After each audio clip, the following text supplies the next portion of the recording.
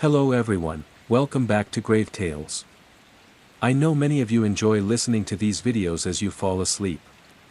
I want you to leave a comment on where in the world you're tuning in from, and if you're enjoying the story, be sure to like and subscribe. Alright, now let's get into tonight's stories. I never thought a random Saturday morning decision to attend a car auction would end up changing my life forever, but that's usually how stories like this begin, quietly, in the background of an ordinary day, where nothing feels particularly unusual until it's too late to turn back. And I remember that morning so clearly because I hadn't even planned on being there. I had just seen a flyer pinned to the corkboard at the grocery store the night before, bold letters advertising, public auto auction, no reserve, everything must go, and it sparked something in me, maybe curiosity, maybe the thought of finally upgrading from my unreliable old sedan without spending money I didn't have. And when I pulled into the cracked asphalt lot the next day, I felt like an outsider stepping into a different world, one buzzing with energy and desperation, with men in baseball caps and women clutching coffee cups, all sizing up the rows of vehicles like predators circling prey, some clearly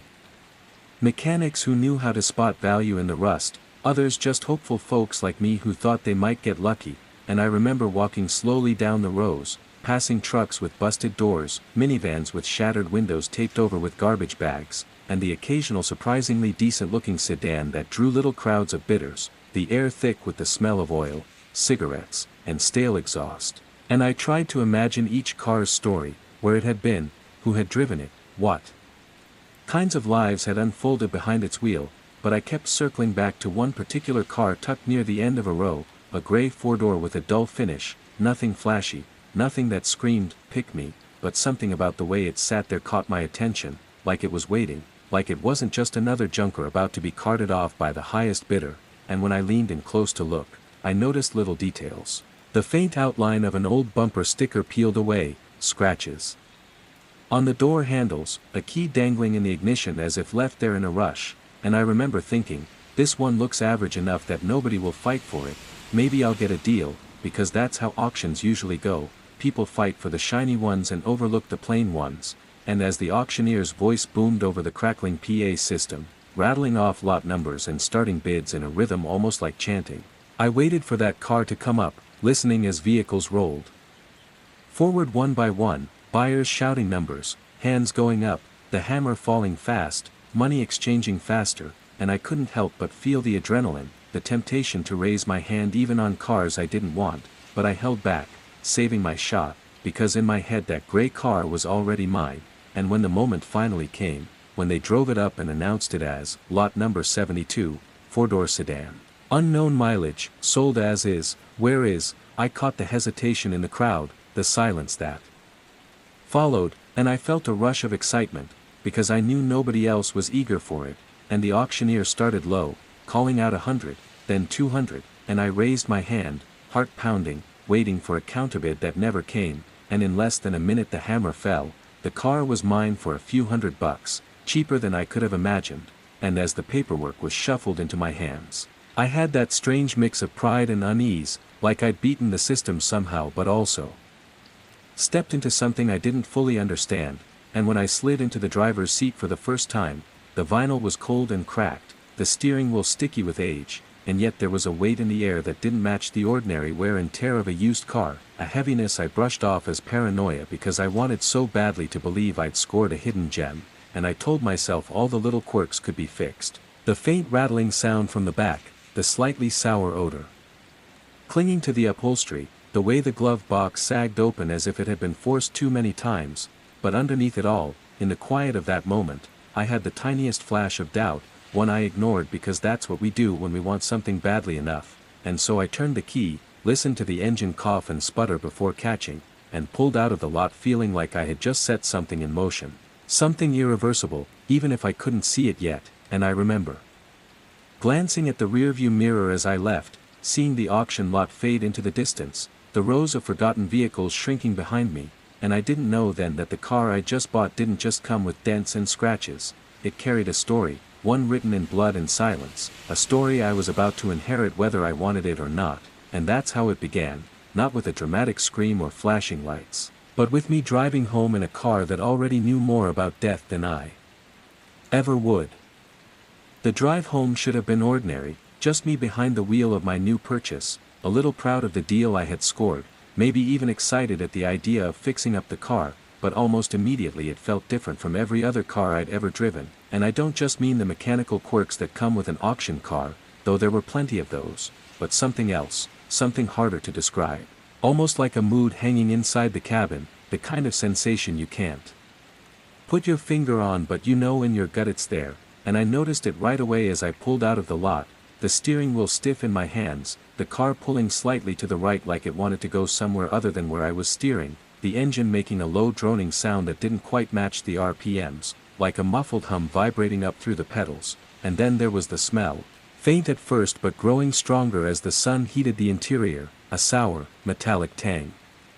Mixed with old dust and mildew, the kind of smell that gets into your clothes and makes you want to roll down the windows even on a cool day, but I told myself it was just a forgotten fast food bag, maybe spilled oil somewhere in the trunk, nothing that couldn't be cleaned, nothing that mattered when I had just bought the whole car for less than most people spend on rent, and I remember laughing under my breath, telling myself that all cars smell a little weird when they've been sitting too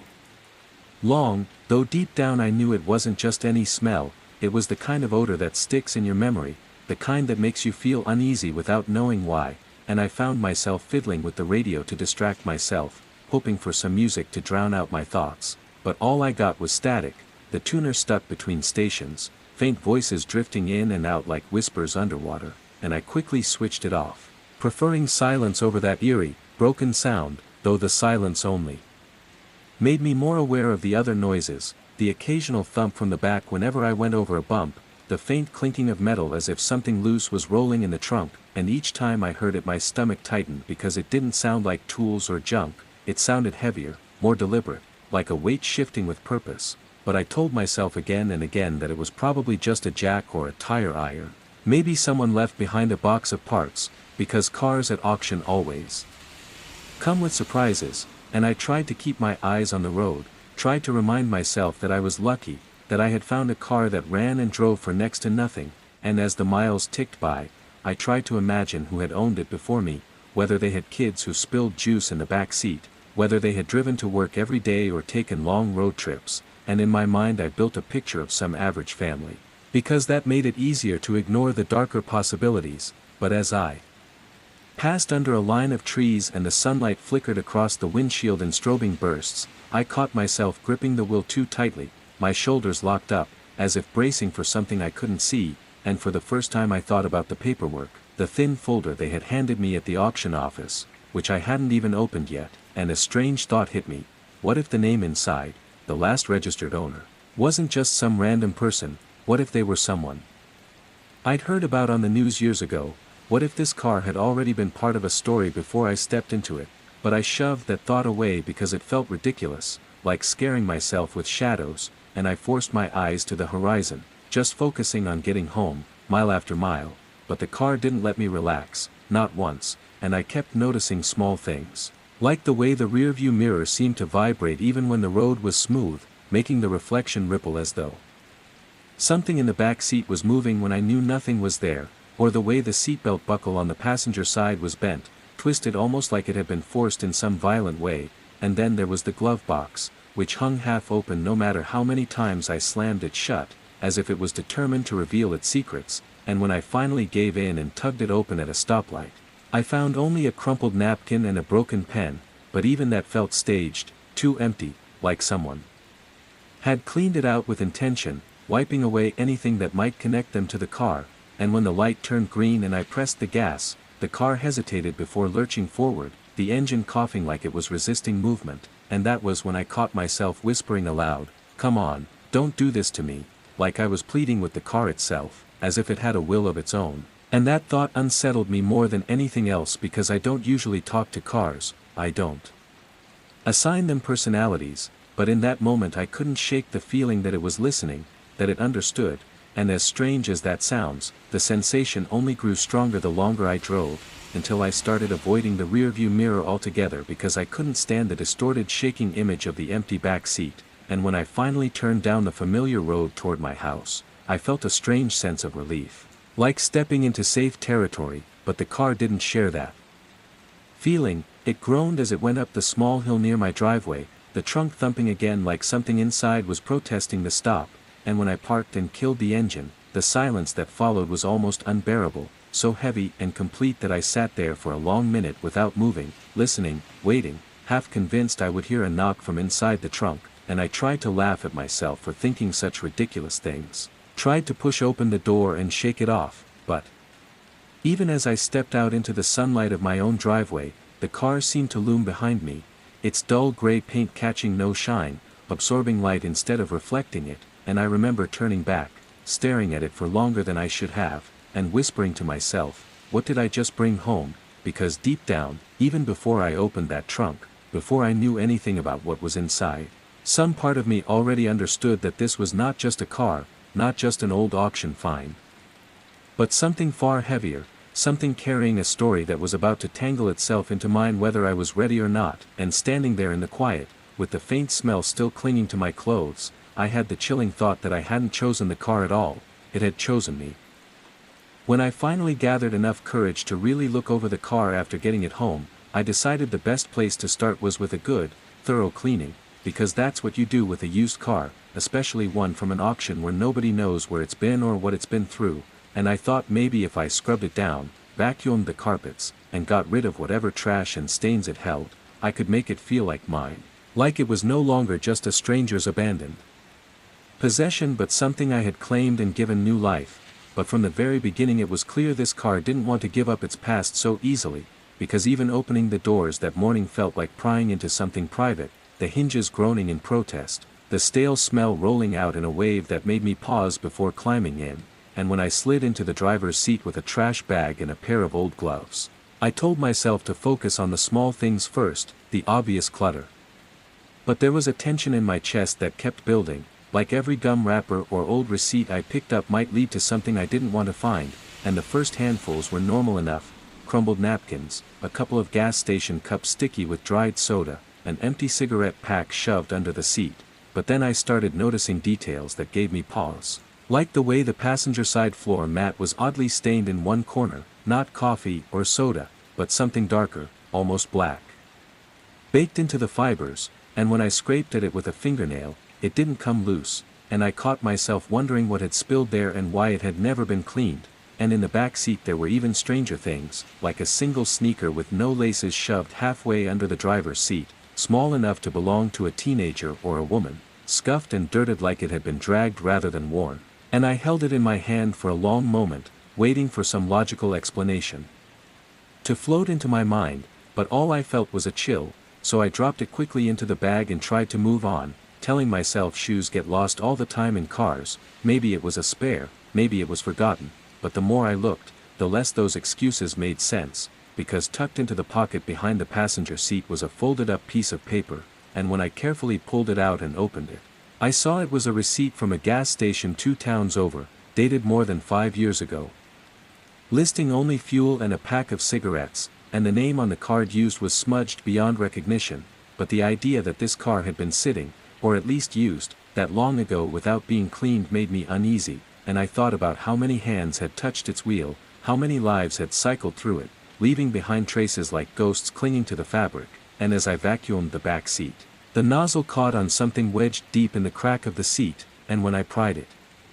loose I pulled out a torn photograph, the edges curled and water damaged, showing nothing but part of a person's shoulder and half of a smiling face, too ruined to recognize, and I remember staring at that ruined photo for what felt like forever, wondering who they were, where they were now, and why only this fragment remained, and I almost tossed it away but something in me hesitated, so I slipped it into my pocket, though I told myself I didn't know why, and then I turned to the trunk, the place I had avoided since driving the car home, because every time I thought about it, I felt a knot of dread tighten in my stomach, but I knew if I was going to make the car mine, if I was going to scrub away its history, I had to face it, so I pulled on the release lever and felt the trunk pop open with a metallic snap, the lid rising slowly on tired hinges, and the smell that came out was far worse than anything I had noticed in the cabin, strong and sour and metallic all at once, the kind of smell that instantly makes you think of rot, though I tried to tell myself it was just old food or maybe a spill that had gone rancid, and I leaned in cautiously, my gloved hands already shaking, and at first all I saw were bundles of fabric, blankets or tarps crumpled in a heap, heavy with dust, and beside them a couple of cardboard boxes collapsing in on themselves, but the longer I looked the more I noticed the stains, dark and uneven, seeping into the fibers of the tarp, and when I tugged at one corner to pull it free, the fabric was stiff, hardened in places, and as I lifted it, flakes of something dry and brown scattered onto the floor of the trunk, and that was when my heart really began to pound because deep down I knew what dried blood looked like, even if I didn't want to admit it, and I dropped the tarp back into place and staggered backward, breathing hard, staring into the trunk as though it might lash out at me, and for a long moment I considered slamming it shut and never opening it again, maybe even calling a junkyard to haul the whole car away, but something inside me whispered that it was too late, that once I had seen even that much I was already part of whatever story this car carried, and I couldn't turn back, so I forced myself to keep looking, my hands trembling as I pushed aside the tarp again and reached into one of the boxes, pulling out old clothing folded in messy piles, shirts and pants stained with the same dark blotches, and at the very bottom, wrapped in plastic, was something metallic that clinked as I shifted it, and when I unwrapped the bag I found what looked like a tire iron, though the edges were crusted with rust and something else, something darker that had seeped into the grooves, and I dropped it as if it burned, my breath catching in my throat, and the sound of it hitting the trunk floor echoed louder than it should have in the quiet morning air, and I froze, staring, my mind racing with images I didn't want to see, someone swinging it, someone screaming, someone crumpling to the ground, and I slammed the trunk shut without thinking, standing there in my driveway with my heart hammering, the car silent again, as if mocking me for my fear, and I realized then that cleaning the car wasn't about making it mine anymore, it was about uncovering its secrets whether I wanted to or not, because every wrapper, every shoe, every scrap of paper felt like a breadcrumb leading me deeper into a story that had been hidden in plain sight, and though part of me wanted to grab the keys, drive it back to the auction lot, and leave it there forever, I knew I wouldn't, because I was hooked now, tangled in the mystery, and as the wind stirred the trees above me and the gray car sat motionless in the driveway, I had the awful sense that I had just opened more than a trunk, I had opened a door, and whatever waited on the other side was already reaching out toward me. I told myself for the rest of that day that I would leave the trunk alone, that I had already seen more than enough, that the strange stains and the smell and the scattered belongings were just old, rotten leftovers from whoever had owned the car before me, but the truth was, I couldn't stop thinking about it, and every time I walked past the driveway and caught a glimpse of the dull gray sedan sitting there in the sunlight, the memory of that heavy tarp and the metallic clink of the tire iron came back to me like a whisper in my ear, reminding me that I hadn't really looked, not fully, that I had only skimmed the surface of what was hidden in the dark space behind that lid, and by the time night fell, I knew I wouldn't be able to sleep without knowing for certain what was in there, because when you see something that feels wrong, your mind doesn't let you rest until you face it, and so after hours of pacing around my house, staring out the window at the shape of the car under the streetlight, I grabbed a flashlight, pulled on my gloves again, and stepped out into the cool night air, my breath fogging in the glow, and when I reached the trunk I hesitated for a long moment, staring at the seam of the lid like it might suddenly burst open on its own, but at last I slipped the key into the lock and twisted, hearing the click echo louder than it should have in the quiet, and the lid rose slowly, reluctantly, the stale, sour smell rushing up to meet me with even more strength than before, and I shined the beam of my flashlight inside, sweeping it across the mess of tarps, boxes, and shadows, and this time I forced myself not to stop, not to turn away, but to push deeper, to see everything, because some part of me already knew there was no turning back, and as I pulled the tarp free with both hands, it unfolded stiffly, its fabric stiff and cracking in places, and underneath, the stains were clearer now, not just dark patches but long smears that told of something heavy dragged or wrapped within it, and though I told myself again and again it could be paint or rust, the smell argued otherwise, sharp and unmistakable, metallic in a way that coated the back of my throat, and I gagged, covering my mouth with my arm, but still I didn't stop, because the boxes beneath the tarp were waiting, and I reached for the nearest one, a cardboard cube sagging under its own weight, its edges softened with time and moisture, and when I tore it open the first thing I saw was clothing, piles of it, shirts and jeans crumpled together, but they were wrong somehow, stiff in places, torn in others, the fabric blotched with the same dark stains I had seen on the tarp, and as I lifted one shirt into the light I realized it had been cut straight through, as if sliced with something sharp, the edges frayed and curled, and a sick feeling spread in my stomach as I imagined the body that might have once worn it, the struggle that had left it in that condition, and I dropped it back into the box, my hands shaking, my breath too shallow, but I knew I couldn't stop, because there were more boxes, more secrets, and in the next one I found personal belongings, an old leather wallet, stiff and cracked, its ID slot empty, the smell of mildew clinging to it, and beneath that, a bundle of photographs bound with a rubber band that had long since dried and snapped, the images sticking together when I tried to pull them apart, and though many were too ruined to see clearly, a few faces stared up at me through the grime, strangers smiling at picnics or standing in front of houses, and the thought that these people might be missing, that their photographs had ended up hidden here, made my chest tighten, because photos are meant to be cherished, kept in albums or frames, not shoved into a box in the trunk of a car left to rot. And I felt like I was holding pieces of someone else's life that had been violently cut short, though I didn't want to admit it yet. And then there was the third box, the one shoved farthest into the corner, heavier than the others, and when I dragged it out it made a dull thud against the metal floor, and I already knew before I opened it that whatever was inside would be worse, because the weight of it carried a kind of finality, and when I pulled back the flaps and shined my flashlight inside, I froze, because there, wrapped in another stained piece of cloth, was a bundle of smaller objects, and as I unwrapped the first one, I found a knife, its blade long and thin, pitted with rust and coated in something dark that had dried thick along the edge, and the sight of it made my stomach turn, because there was no pretending now, no explaining this away as old food or spilled paint. This was a weapon, and it had been used, and next to it were other things that made my hands tremble so badly I almost dropped the light. A single gold earring, delicate and feminine, the clasp bent as though torn from its place.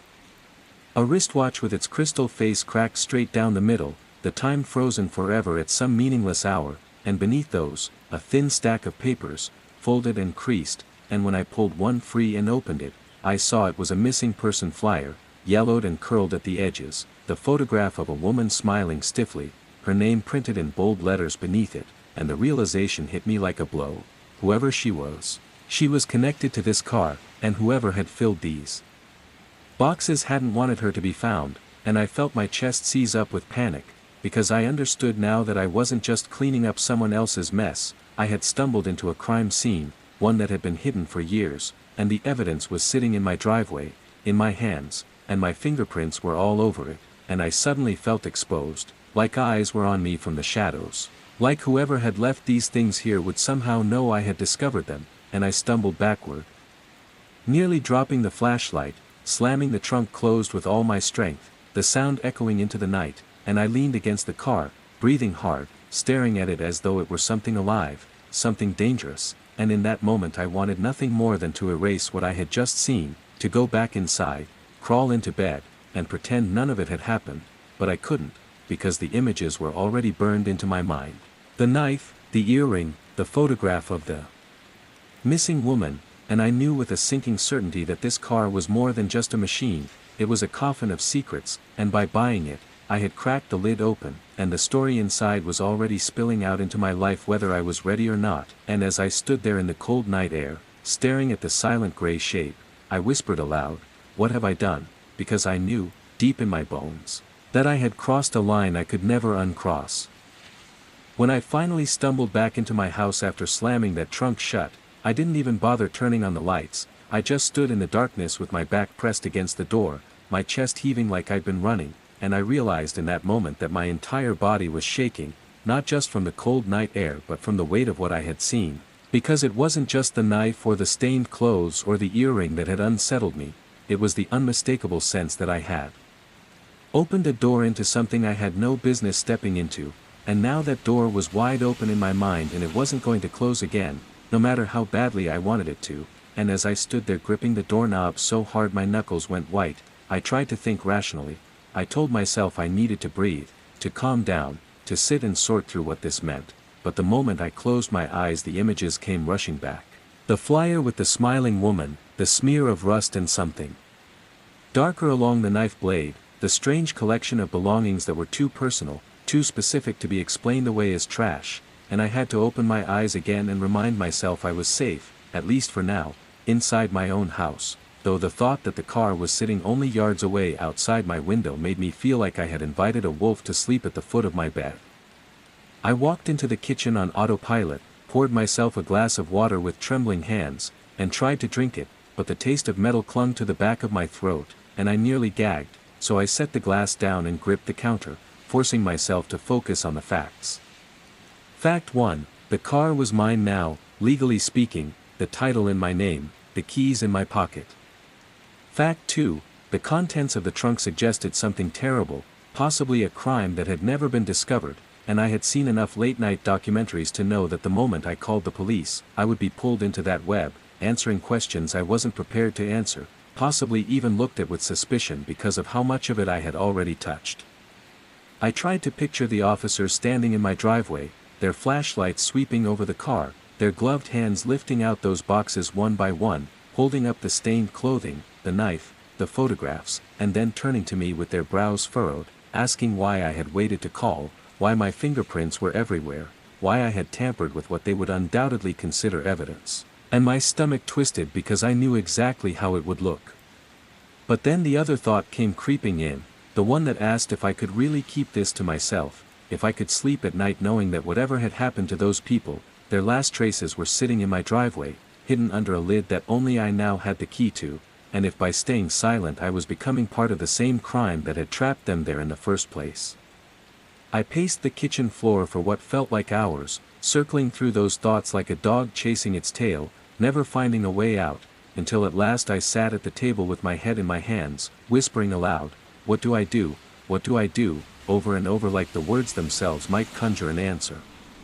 And in that exhausted haze I began to notice something else, something subtle but persistent, the way the house felt different now, heavier somehow, as though the car outside wasn't just parked on the street but pressing down on the walls, making the air inside harder to breathe, and every time I glanced at the window I half expected to see its dull headlights staring back at me, watching, waiting, patient as a predator.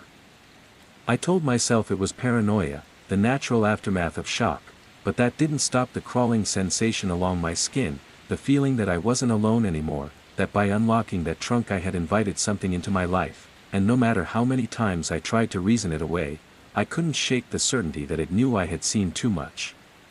I thought about burning the tarp, throwing the boxes into the river, scrubbing the trunk clean and pretending it had never happened, but even as the ideas flickered through my mind, I knew they were impossible, because I wasn't the kind of person who could carry that weight, who could bury a secret like that and walk away, and if I tried, I would only end up collapsing under the guilt, haunted every time I saw a missing persons poster or a news segment about cold cases. And yet, the opposite, calling the police, handing everything over, felt just as dangerous, because I couldn't shake the image of myself sitting under harsh fluorescent lights in some interrogation room, explaining over and over how I had bought the car at an auction, how I hadn't known what was inside, how I had only looked because curiosity got the better of me, and in the eyes of the detectives, I would sound less like a witness and more like a liar. The more I thought about it, the more I realized there was no safe path forward, only a choice between two kinds of damnation, and the realization hollowed me out, left me staring at the wall with dry eyes and clenched teeth, wondering when exactly I had lost control of my own life. I must have sat there for hours, because when I finally moved to the window, the horizon was paling with the first light of dawn, the sky washed in faint streaks of gray and blue, and the car sat in the driveway exactly as I had left it, silent, still, but no less menacing, and for the first time I noticed how its dull paint seemed to drink in the morning light instead of reflecting it, making it look heavier, denser, like it was made of something more than steel, and the sight filled me with such unease that I had to pull the curtains closed. I tried to convince myself to sleep, even just for an hour, but every time I lay down my body refused to relax, my mind replaying every detail of the night before, and eventually I gave up, sitting on the edge of the bed with my head in my hands, and I realized that shock wasn't something that just hit you all at once and then faded, it lingered, like an infection, seeping deeper into your thoughts until you couldn't tell where fear ended and reality began, and I knew then that this was only the beginning, that the car had already woven itself into my life in a way I didn't yet understand, and no matter what choice I made next, I was already trapped in its story. The day after I found those things in the trunk was the longest day of my life, not because anything dramatic happened, but because everything felt stretched thin, every second drawn out and magnified until even the smallest sound made my nerves jump, and I couldn't shake the sense that I wasn't alone anymore, that by opening that trunk I had crossed some invisible line and now someone, or something, was aware of me in a way they hadn't been before, and at first I told myself it was just the lack of sleep, the aftershock of panic making me overly sensitive, but as the hours passed I kept catching little details that gnawed at me, details I might have ignored any other day, like the way the curtains in my living room swayed even though no window was open, or the way the neighbor's dog barked constantly toward my driveway instead of chasing birds like it usually did, and each time I glanced out the window at the car, I had the same tightening in my chest, the same irrational thought that it was being observed, maybe even from a distance, as if someone out there was waiting to see what I would do with what I had discovered. I tried to occupy myself with normal tasks, making coffee, washing dishes, scrolling on my phone, but nothing stuck, my attention kept slipping back to the driveway, and by mid-afternoon I gave up on pretending and went outside, telling myself I would at least try to clean the car, to make it feel more ordinary, like just another object I owned, but the moment I approached it, the air around it seemed different, heavier somehow, like walking into a pocket of tension, and I swear I felt eyes on me, though when I turned and scanned the quiet street, there was no one, just empty sidewalks, closed doors, and the sound of leaves shifting in the breeze. I unlocked the driver's door, slid inside, and sat there gripping the wheel, staring at the reflection in the rearview mirror, and that's when I noticed something that nearly made me leave right then. The mirror was tilted down slightly, not the way I had left it the night before, but as if someone taller had sat in the driver's seat and adjusted it to their height, and though I told myself it was possible I had nudged it without realizing, the idea didn't sit right, because the car had been locked and the keys were in my pocket all night, and the realization sent a chill through me so sharp it made my teeth ache. I climbed back out quickly, checked the locks twice, and returned inside, but from then on I couldn't relax. Every creak of the floorboards made me stiffen, every shadow on the wall made me glance over my shoulder, and by the time night fell, I was sitting by the window with the curtains drawn just enough to peer out, watching the dark shape of the car as though it might move on its own. That was when I noticed the first truly undeniable thing, a figure across the street, standing in the shadow of a tree, still and silent, facing my driveway, and at first I thought it was just a trick of the light, a shape formed by the branches, but as my eyes adjusted I could see the outline clearly, tall, broad-shouldered, unmoving, and I froze, afraid to even breathe too loudly, waiting to see what they would do, and after what felt like an eternity, the figure slowly turned and walked away down the street, disappearing into the night without a sound, and I sat there in stunned silence, my heart hammering so hard I thought I might faint, because there was no logical reason for someone to just stand there like that, no reason except one: they were watching me, or more specifically, they were watching the car. I wanted to call someone, the police maybe, or even just a friend, but the words wouldn't form, and deep down I knew how crazy it would sound to say out loud, so instead I stayed at the window until exhaustion finally dragged me under, and when I woke hours later with the dawn creeping over the horizon, the street was empty again, the car still sitting there in its same ominous stillness, but the damage had been done, because now I knew I wasn't imagining it, someone out there had a reason to keep an eye on me, and whether they wanted the car, the contents of the trunk, or something else entirely, I realized with a sinking certainty that I had already become part of a story I didn't understand, and that story was still unfolding around me, whether I wanted it to or not. By the morning after that shadowy figure appeared across the street, I knew I couldn't just sit idle anymore, couldn't keep pretending I had no part in what I'd uncovered, because the weight of the secret was crushing me, and every time I looked at the car, I felt like it was holding its breath, waiting for me to do something, so I decided that before I even considered calling the police, I had to understand what I was dealing with. And the most obvious place to start was with the car itself. Its history, its past owners, the kind of breadcrumbs that might explain why it ended up abandoned and sold at auction with such grim cargo hidden in the trunk.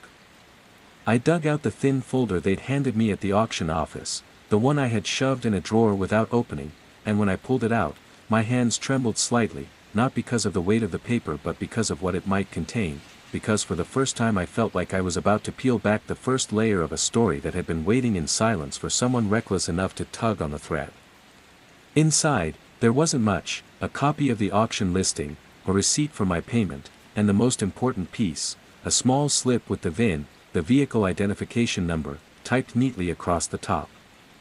I wrote the number down 3 times on different scraps of paper, almost ritualistically, as if keeping it close might protect me, and then I sat down at my computer and began searching.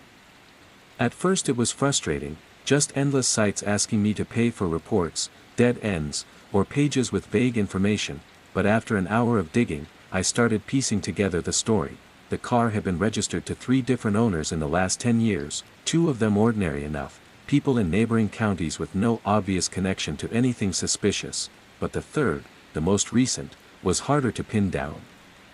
The name listed was unfamiliar, common enough that it didn't narrow things down, but when I searched it, I found almost nothing: no social media, no addresses, not even an obituary, and the absence itself felt strange, like the person had been scrubbed clean from the internet, or had never really existed in the first place.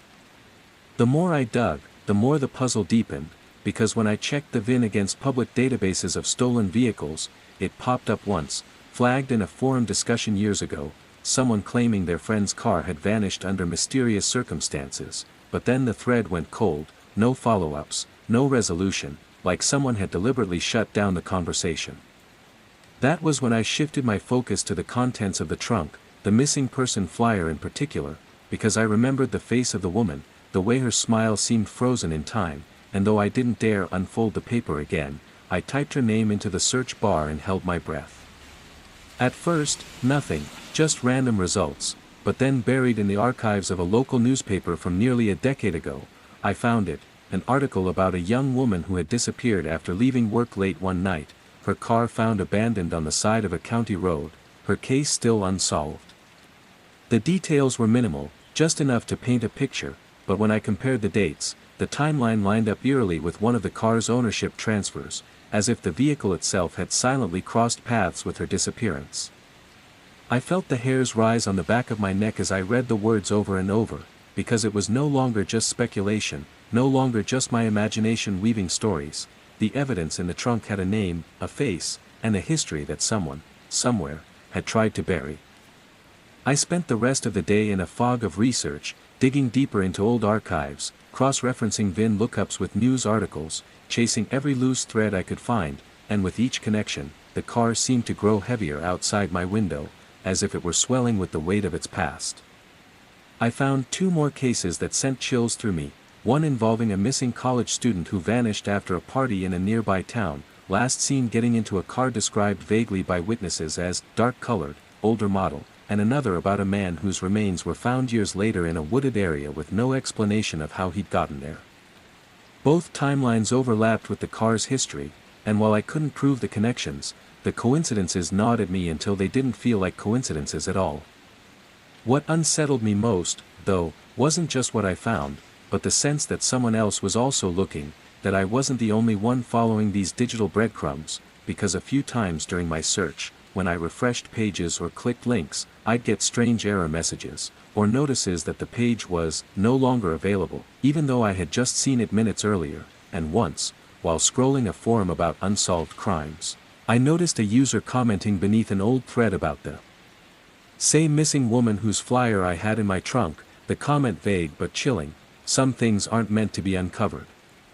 The timestamp was from that very morning, as though someone had known I would be looking, and the coincidence was so precise it made me shut my laptop and sit in silence, staring at the blank screen like it might suddenly come alive with answers. By nightfall, I had compiled a loose, messy timeline of the car's possible involvement in these cases, but instead of clarity it left me with more questions, and a deeper dread that I wasn't just piecing together random tragedies, I was trespassing in someone else's carefully guarded story, one that was still very much alive. The thought returned, the one that had been whispering to me since the moment I drove the car off the lot: maybe I hadn't chosen it, maybe it had chosen me, and now by tracing its past, I was walking straight into the same trap that had swallowed others before me.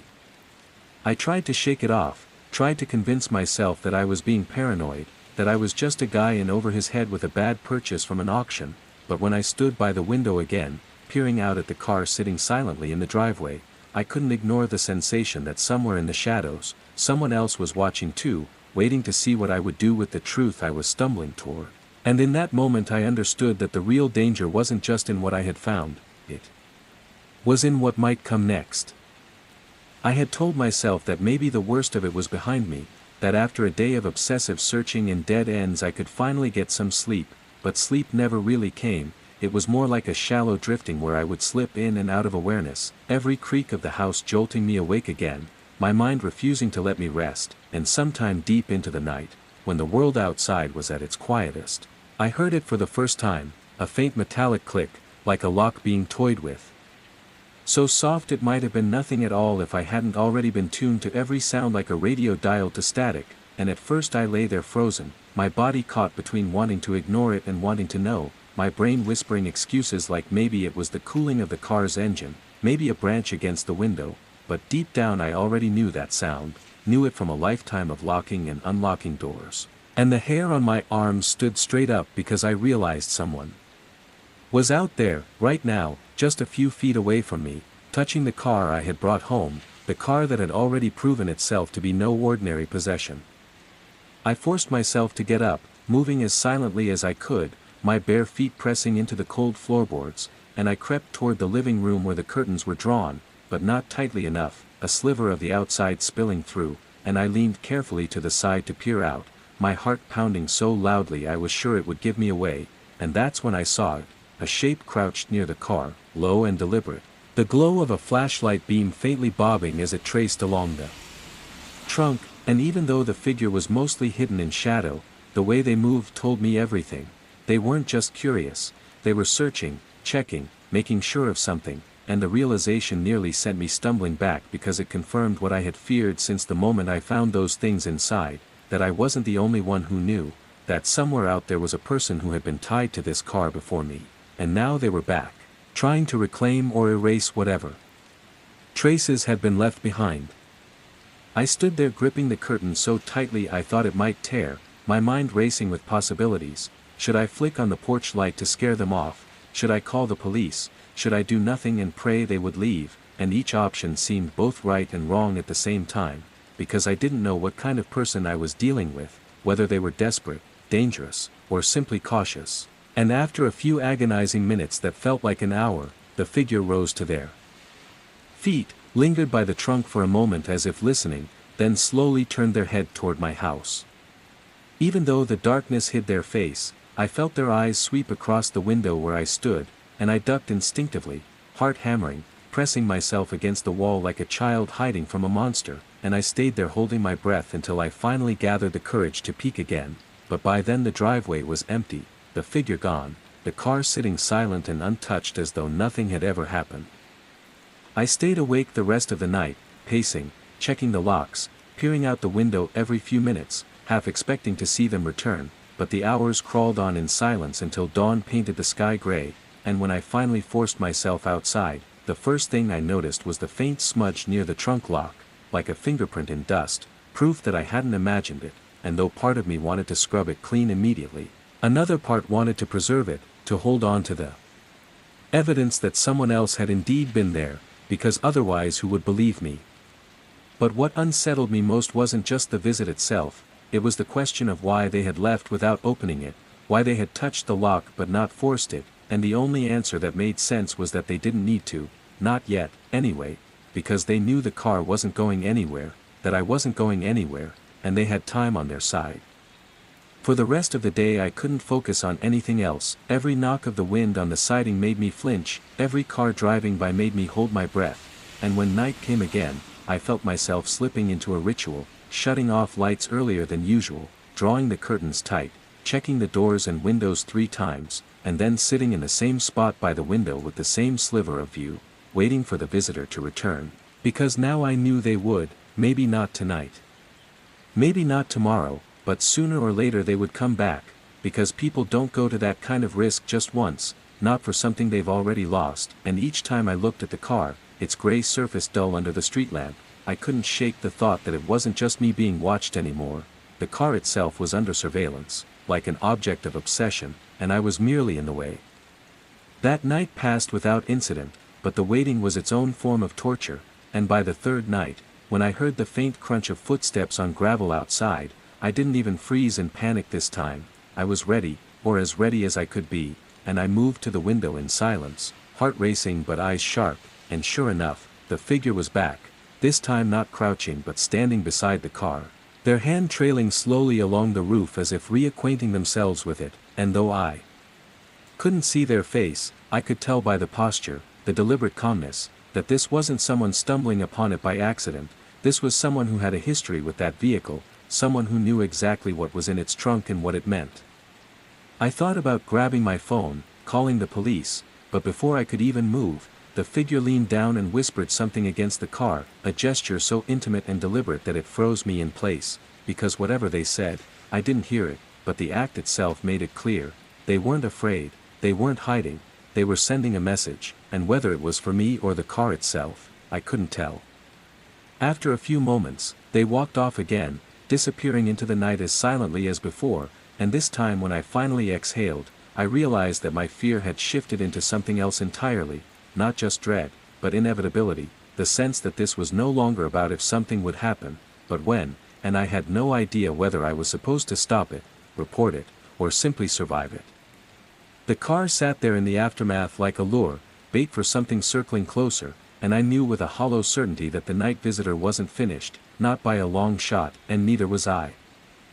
The following day, I could hardly think about anything except the choice that loomed over me, because it had become painfully clear that I couldn't keep living in limbo, watching night after night as a stranger came and went, whispering to the car like it was some kind of confidant or shrine, and doing nothing about it, because inaction was no longer safety, it was surrender, and if I let it continue like this, I would only become more paralyzed until eventually whatever they were building toward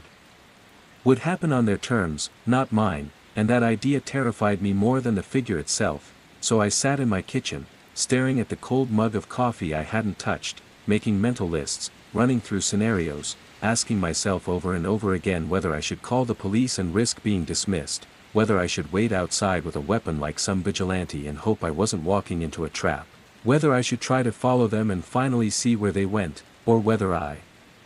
should abandon the car altogether, sell it, scrap it, get rid of the cursed thing before it dragged me deeper into whatever story I had accidentally wandered into, but every option had its flaws, every choice carried risk, and none of them promised peace. If I called the police, what did I have to show them besides smudges on the trunk and my word about a shadowy visitor? And even if they came, even if they caught the figure, what if it was someone with a legitimate claim to the car? What if I bought something I should never have been allowed to buy at auction, some piece of evidence that slipped through the cracks, and by calling authorities I was only drawing attention to myself, painting myself as a suspect or at least an inconvenience, and if I waited outside with a weapon, what then? What would I even do if they showed up, swing at them, threaten them, demand answers? And what if they were armed? What if they weren't alone? What if they were far less hesitant than I was, and the idea of shadowboxing with a stranger on my driveway at 2 in the morning seemed foolish at best, suicidal at worst. Following them was another temptation, because if I could see where they went, if I could put some shape to the mystery beyond the brief glimpses I had through my curtains, maybe I could finally understand the why of it all, but to do that I would need to expose myself, leave the safety of my house, trail someone who had already proven themselves to be stealthy, deliberate, and likely far more experienced in this sort of thing than me, and again I saw the same trap, me wandering into their world, unprepared and vulnerable, playing on their field instead of mine, and then there was the option of abandoning the car altogether, calling a tow company and having it hauled away, washing my hands of the whole affair, but even that didn't feel clean, because the truth was that it was already too late. The moment I opened that trunk and found what was inside, the moment I saw those items that didn't belong to me, I was part of it, tangled in a story that was bigger than a car, bigger than some silent trespasser at night, and I couldn't shake the feeling that if I tried to run, if I simply removed the car and pretended none of this ever happened, they would still come for me, because I wasn't just a custodian of the vehicle anymore, I was a witness, someone who knew too much, and people who know too much rarely get to just walk away, at least not in the stories I had heard, The ones that had felt distant and fictional until they started happening on my own driveway. So I kept circling back to the only conclusion that felt both terrifying and inevitable. I would have to confront it, maybe not directly in a violent sense, maybe not in some reckless midnight showdown, but in some way that made it clear that I was not going to sit idly by, that I was not going to be the passive host of their secret rituals, that if they wanted something from that car, they would have to go through me. And once I admitted that to myself, once I let the word confrontation settle in, I realized the real question wasn't if I would do it, but how, because if I was clumsy, if I revealed myself too early, if I showed fear or desperation, I would lose, and losing might not mean embarrassment, it might mean my life. The thought pressed on me all afternoon as I tried to go about normal routines, tidying the kitchen, pretending to read, but nothing stuck, my eyes tracing lines of text without comprehension, my hands moving through tasks without purpose, because in the background of everything was the drumbeat of decision, telling me that night was coming, and with it another visit, and this time I couldn't simply watch, I had to be ready. By dusk I found myself moving with purpose I hadn't felt in days, checking the flashlights in the drawer, making sure my phone was charged, pulling an old baseball bat from the closet and setting it by the door, not because I was eager to swing it but because the weight of it in my hands reminded me that I wasn't completely defenseless, and then I sat by the window again, curtains drawn tight except for that narrow sliver I had come to rely on, waiting for darkness to settle in, rehearsing in my head what I might do, what I might say, whether I would shout from the porch and risk startling them, whether I would slip out quietly and try to approach unseen, whether I would call the police the second I saw them and hope response times worked in my favor, but beneath all the tactical thoughts was a simpler, harder truth. This wasn't just about strategy, it was about resolve, about finally drawing a line and standing behind it, and I didn't yet know if I truly had the courage to follow through. Night came heavy and quiet, the kind of silence that amplifies every sound, and as the hours stretched, I felt the weight of anticipation pressing on me like a second body, every minute that passed without footsteps making me doubt whether they would come at all, whether I had misread everything, whether my sleepless paranoia had created a phantom where there was only coincidence. And I nearly convinced myself to relax when the familiar crunch of gravel broke the silence, faint but unmistakable. And all at once my heart surged and my hands went cold, because the moment of decision had arrived, no more rehearsals, no more lists, just action. The figure was there again, slipping into view with the same slow, deliberate movements, their silhouette framed by the weak glow of the street lamp, and I noticed details I hadn't before, the slight tilt of their head as they scanned the driveway, the way their shoulders hunched like someone carrying invisible weight, the rhythm of their steps unhurried, almost ritualistic, and as they approached the car, reaching out again with that strange reverence, I realized I had seconds to choose, stay hidden and continue the endless cycle of watching, or step out and finally meet the thing that had haunted my nights. My hand hovered over the curtain, the bat leaning against my leg, my phone in my pocket, and I felt the entire weight of my life balance on that knife edge, and though my body screamed at me to stay safe, to remain unseen, something deeper whispered that it was already too late for safety, that the only way forward was through, and with that thought I tightened my grip on the curtain and began to move, heart pounding like a war drum. The decision made not in words but in motion, the kind you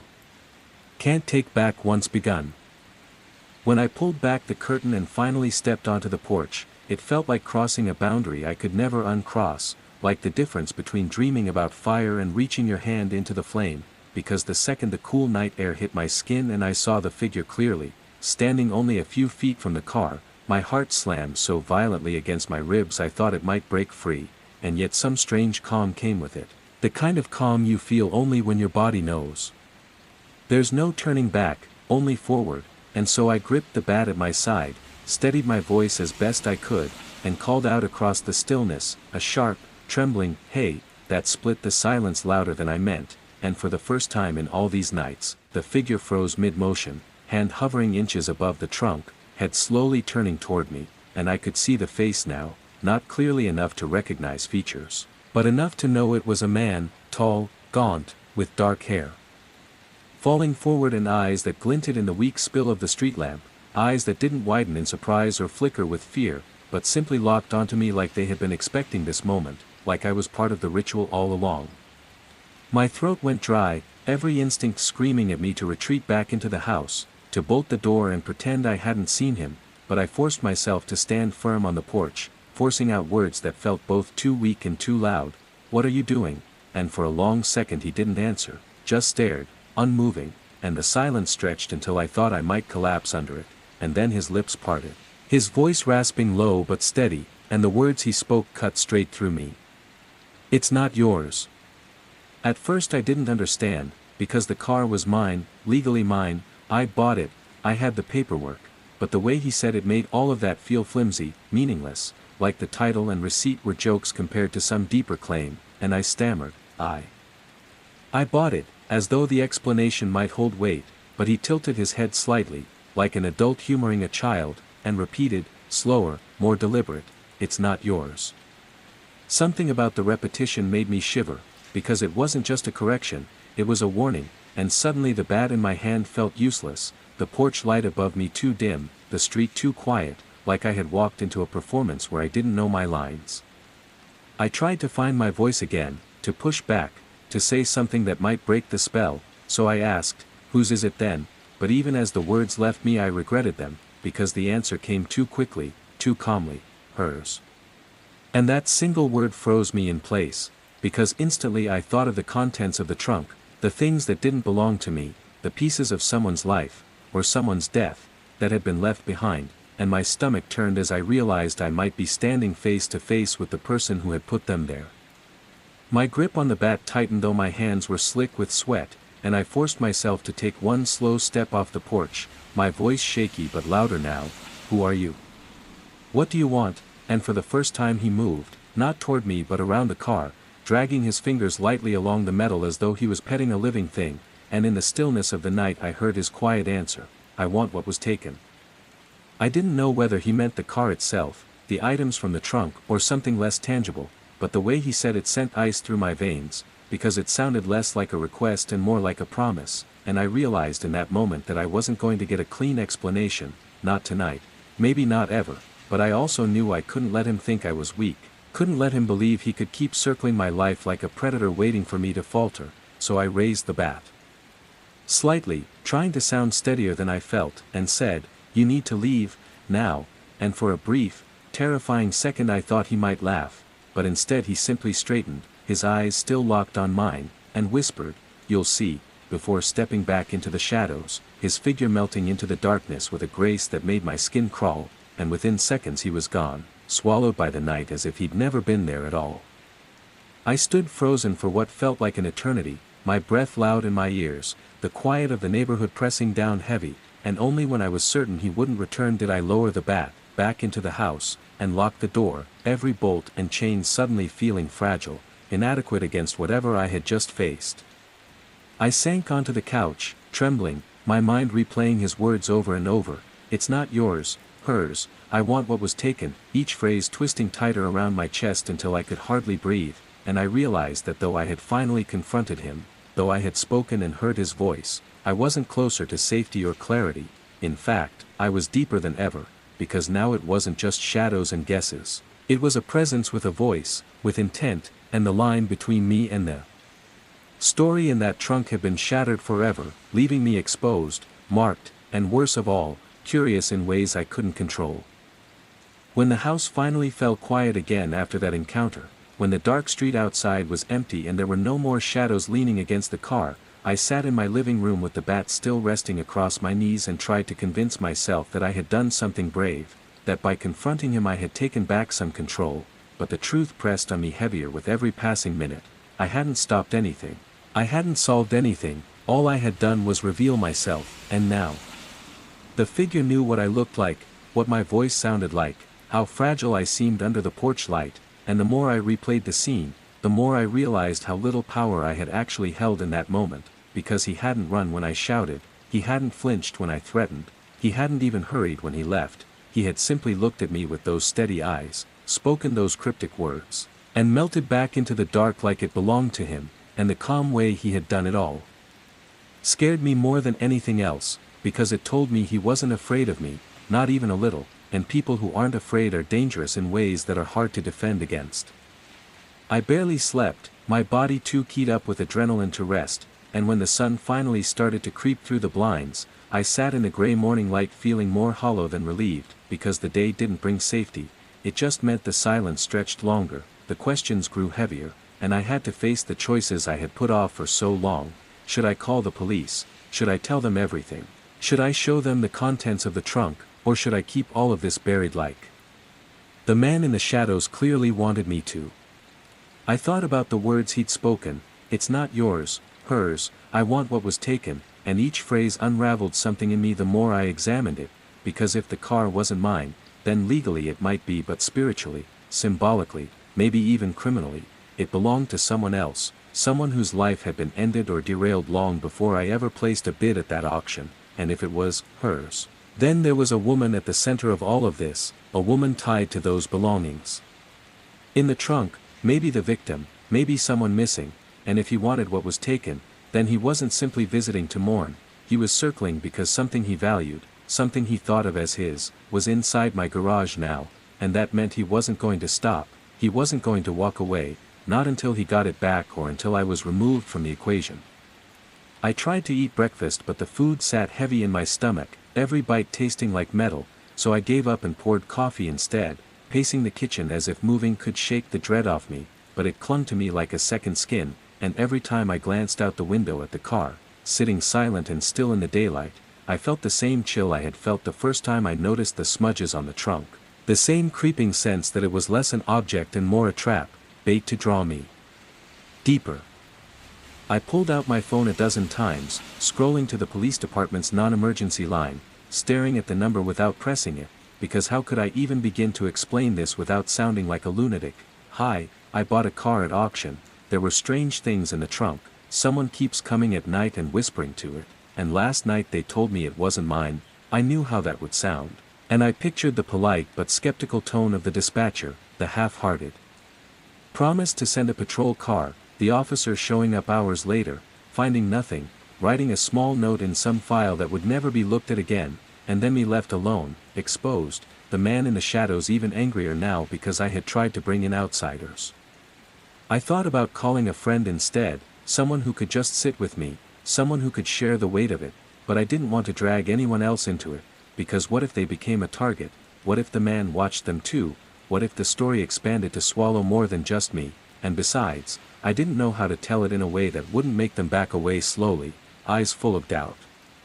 So I stayed alone, pacing and thinking, the hours slipping by until I realized I couldn't keep doing nothing, because doing nothing was eating me alive, and so I made a list in my head of the only 3 things I could do. 1. Confront the contents of the trunk again and see if there was something I had missed, some clue that could explain why this man came night after night. 2. Dig deeper into the car's history. Not just the VIN but everything, past owners, police records, accident reports.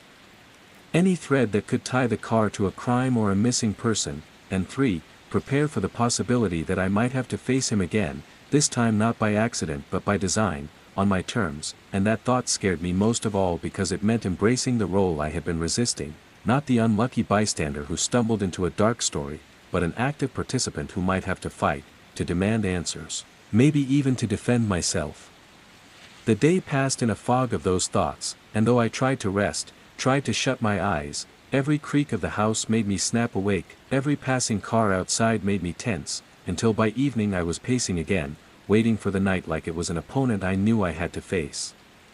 When the sun went down, the house filled with that same heavy quiet, and I sat by the window again, curtains cracked, the bat beside me, phone in my pocket, waiting to see if he would come back, waiting to see if the confrontation had scared him off or emboldened him further, and though the hours dragged, though I almost convinced myself that maybe it was over, maybe he had gotten what he wanted and would leave me alone, the crunch of gravel came again, softer this time, slower, and my stomach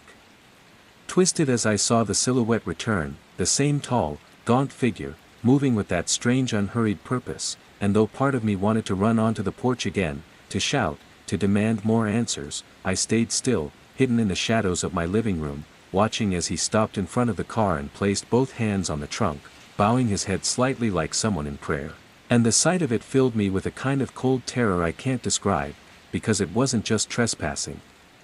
anymore, it wasn't just lurking, it was devotion, ritual, something I wasn't supposed to witness, and as I sat there frozen, I realized that the confrontation hadn't ended anything, it had only changed the rules, because now he knew I was watching, and yet he came anyway, unbothered, unafraid, as if daring me to interrupt again.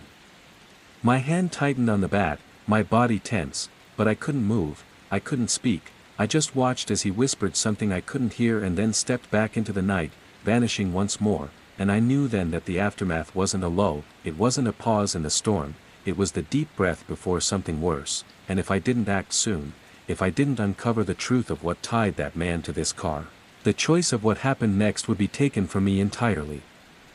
The morning after his return, after watching again from the safety of my living room as he bowed his head to the trunk like it was some kind of altar, I realized that I couldn't keep waiting for the next visit, couldn't keep spinning in circles around the same questions, because the fear of the unknown was eating me alive, and if I had any hope of regaining control I needed to know exactly what kind of story I had stumbled into, so I decided that day would be dedicated to digging into the car's past, starting with the one detail I knew was unshakably factual, the VIN stamped on the dashboard, the same number printed on the paperwork the auction had given me, the number that could trace the car's history like breadcrumbs if I was patient enough to follow.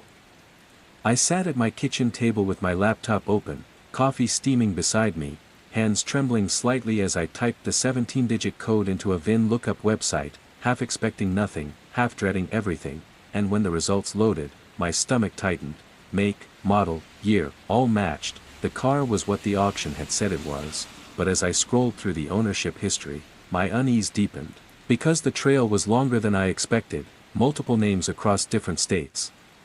Transfers from private owners to small dealers and back again, and though most looked ordinary, one stood out, a gap nearly 2 years long where the car's registration went inactive, and when it reappeared it was under the name of a salvage yard across the county line, a place I vaguely remembered hearing about, a place rumored to buy wrecks and abandoned vehicles for cheap. That gap gnawed at me, because it meant for almost 2 years no one officially claimed the car, no one insured it, no one registered it, and cars don't just vanish like that without reason, so I dug deeper, copying the name of the salvage yard and searching online, scrolling through news articles, reviews, anything, until I found a brief piece buried on a local site about a vehicle auction held 3 years ago when the yard liquidated part of its inventory, an auction where several unclaimed cars were sold off to the highest bidder, and though the article didn't list specifics, I knew in my gut that mine had been one of them. That raised more questions than it answered. Why had the car been unclaimed, why had it sat at a salvage yard for 2 years, and most importantly, who had last driven it before it was abandoned? But the official trail ended there, no more registrations, no obvious police flags, just a car that slipped through the cracks and ended up in my hands years later. Unsatisfied, I broadened my search, typing the VIN into forums, into scattered databases, anywhere a record might have bled into the digital ether, and to my shock I found a single mention, a grainy forum post from almost a decade ago on a site dedicated to automotive enthusiasts, where someone had posted a picture of a car identical to mine, asking for advice on parts, and though the plate had been blurred out, the angle caught enough of the VIN etched on the windshield that it matched, and my blood ran cold reading the username attached to it, Jesse K 1989. It was probably nothing, just a screen name, but it gave me a person, or at least the shadow of one, to latch onto, so I copied the name into a search bar, combing through profiles, comments, fragments scattered across the internet, until a pattern began to emerge. Posts about car repairs, about long drives across state lines, about frustration with mechanics who didn't listen, and then, abruptly, silence around the summer of 2014, no more posts, no more replies, as though Jesse had simply stopped existing online. That silence felt eerie, too abrupt, and though I told myself people abandon accounts all the time, I couldn't shake the thought that maybe this wasn't just an abandoned screen name, maybe it was the last digital footprint of someone who had been tied to my car in a way I hadn't understood. I dug deeper still, now searching for missing persons around that time, names that might align, and after hours of scrolling through case summaries, my heart nearly stopped when I found one, Jessica Kane, last seen leaving her apartment late one night in June 2014, never returned, car not found, no suspects identified, the case still open but cold after all these years. The photo hit me hardest, a woman in her mid-20s with dark hair and a bright, tired smile, a smile that didn't match the horror her name now carried, and though I knew it might be coincidence, that Jessie K could be anyone, that Jessica Kane might have no connection to my car at all, the overlap was too much to ignore, the timing, the username, the fact that her car had never been located, and a dreadful thought crept in. What if the car sitting in my driveway was hers? What if the trunk I had opened had held the fragments of her life? What if the man in the shadows whispering, hers, had been telling the literal truth? The realization shook me so badly I closed the laptop and sat back, staring blankly at the wall, my breath shallow, because if it was true, if I had stumbled into the orbit of a missing persons case, then everything I had felt since opening that trunk wasn't paranoia, it was real danger, because someone else out there knew the truth too, someone who wanted the secret kept, and they were circling to make sure I didn't uncover it. For a long while I sat there, paralyzed by the enormity of it, wondering whether to call the police now, whether to hand everything over and risk becoming entangled in a case I had no business in, but fear kept me silent, fear of being doubted, fear of being blamed, fear of the figure in the shadows who might come again tonight and this time not stop at whispering. Instead, I opened the laptop again, pulled the case summary back up, and stared at Jessica Kane's photo until it felt burned into me, because whether coincidence or not, I couldn't shake the feeling that she was the her he had meant, the ghost tied to the car I now owned, and I promised myself then that I would keep digging, that I would find out the truth even if it terrified me, because the not knowing was worse, the waiting was worse, and if the car's past was now my burden, I would carry it until I knew where it led. I didn't sleep the night after I found Jessica Kane's name, not really, because every time I closed my eyes the image of her smiling face from the missing persons page would flicker into the dark behind my eyelids, and then, layered over it, the shape of the man outside the car would appear, his bowed head, his lips moving against the trunk like he was whispering prayers to the metal, and I'd jolt awake with my sheets twisted around me, skin clammy, my body convinced he was standing at the foot of my bed, even though every time I forced myself to sit up and stare into the corners of the room, there was nothing but shadows. By morning I was exhausted, but worse than exhaustion was the sense of something pressing against me, like the walls of my house had crept closer during the night, like the air itself had grown thick with the weight of all the unanswered questions, and I realized that day that the more I uncovered, the less safe I felt, because knowledge hadn't brought clarity, it had only deepened the abyss, and I was now perched right on its edge. I tried to go about the day like normal, to keep up the pretense that life was manageable, so I showered, brewed coffee, sat at the kitchen table with my laptop again, but my hands wouldn't stop shaking, and even the ordinary noises of the neighborhood, the rumble of a garbage truck, the bark of a dog, sounded sharper, closer, threatening in a way they never had before, as though every sound carried the possibility that it was really him, the shadow man, returning in daylight to finally step out of the half-dark and claim the secret I had trespassed on. I knew then that I had to talk to someone, had to unload at least part of this weight, but the problem was that every time I thought of calling a friend, of mentioning even a sliver of what I'd found, I saw the disbelief in their imagined faces, heard the flat tone of someone humoring me while quietly wondering if I had lost my grip, and the idea of calling the police filled me with even more dread, because what was I supposed to say? That I bought a used car at auction and its trunk whispered back at me, that I had tracked a username to a missing woman, that I had seen a man in my driveway who might or might not be connected to a murder that had gone unsolved for a decade. No one would take me seriously, not without evidence, and all I had were half-clues, paranoia, and the sick certainty of my gut. Still, the silence was unbearable, so I decided maybe I'd test the waters in a smaller way, and I pulled up a message window to my cousin Ben, someone I hadn't talked to in months but who had always been bluntly honest, the type who would tell me straight if I was overreacting. I started typing about the auction, about finding something strange in the trunk, but my fingers froze before I could write the truth, because even watered down it sounded absurd, so I deleted the words and typed instead that I was feeling uneasy in the new house, that sometimes I thought someone was watching from outside, and I hovered over the send button, my chest tight, before finally shutting the laptop without sending anything, because even that felt like a risk, like putting words out into the world would somehow draw the shadow man closer, like he would sense I was betraying the secret and punish me for it. By that afternoon, the paranoia was no longer a sharp jolt here and there, it was a constant hum in my body, like electricity buzzing under my skin, making me jump at the smallest creak of the floorboards, making me twitch every time a car slowed on the street outside. At one point, I convinced myself I heard footsteps on the porch, deliberate and heavy, and I ran to the front door with my heart hammering, pressed my eye to the peephole, and saw nothing but the empty space where the welcome mat curled at the edges, but the silence that followed was worse than if I had seen someone there, because silence meant I couldn't be sure, silence meant it might have been real and I just missed him by seconds.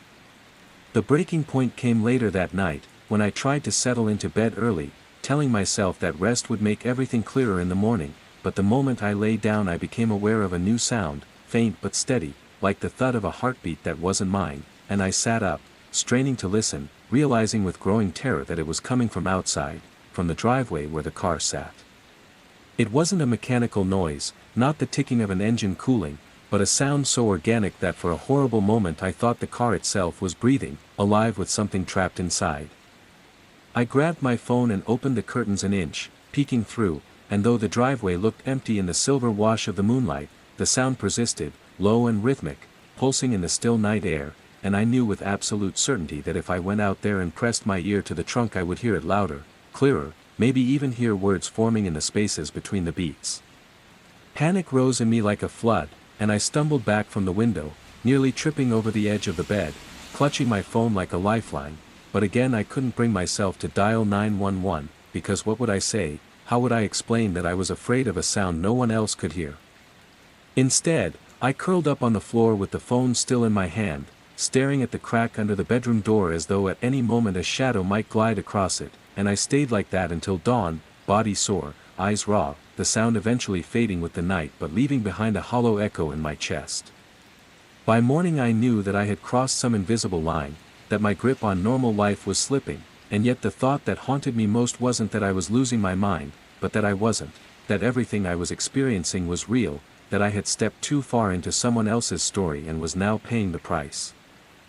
After that night with the sound outside my window, I realized that fear alone wasn't enough to keep me away from the car, because fear had turned into something else, something sharper and hungrier, and as much as I wanted to run from it, I couldn't resist the pull of knowing, couldn't stop myself from thinking that if I just watched closely enough, if I just documented every strange detail, then maybe I could finally catch whatever truth was hiding in plain sight, and so I shifted from being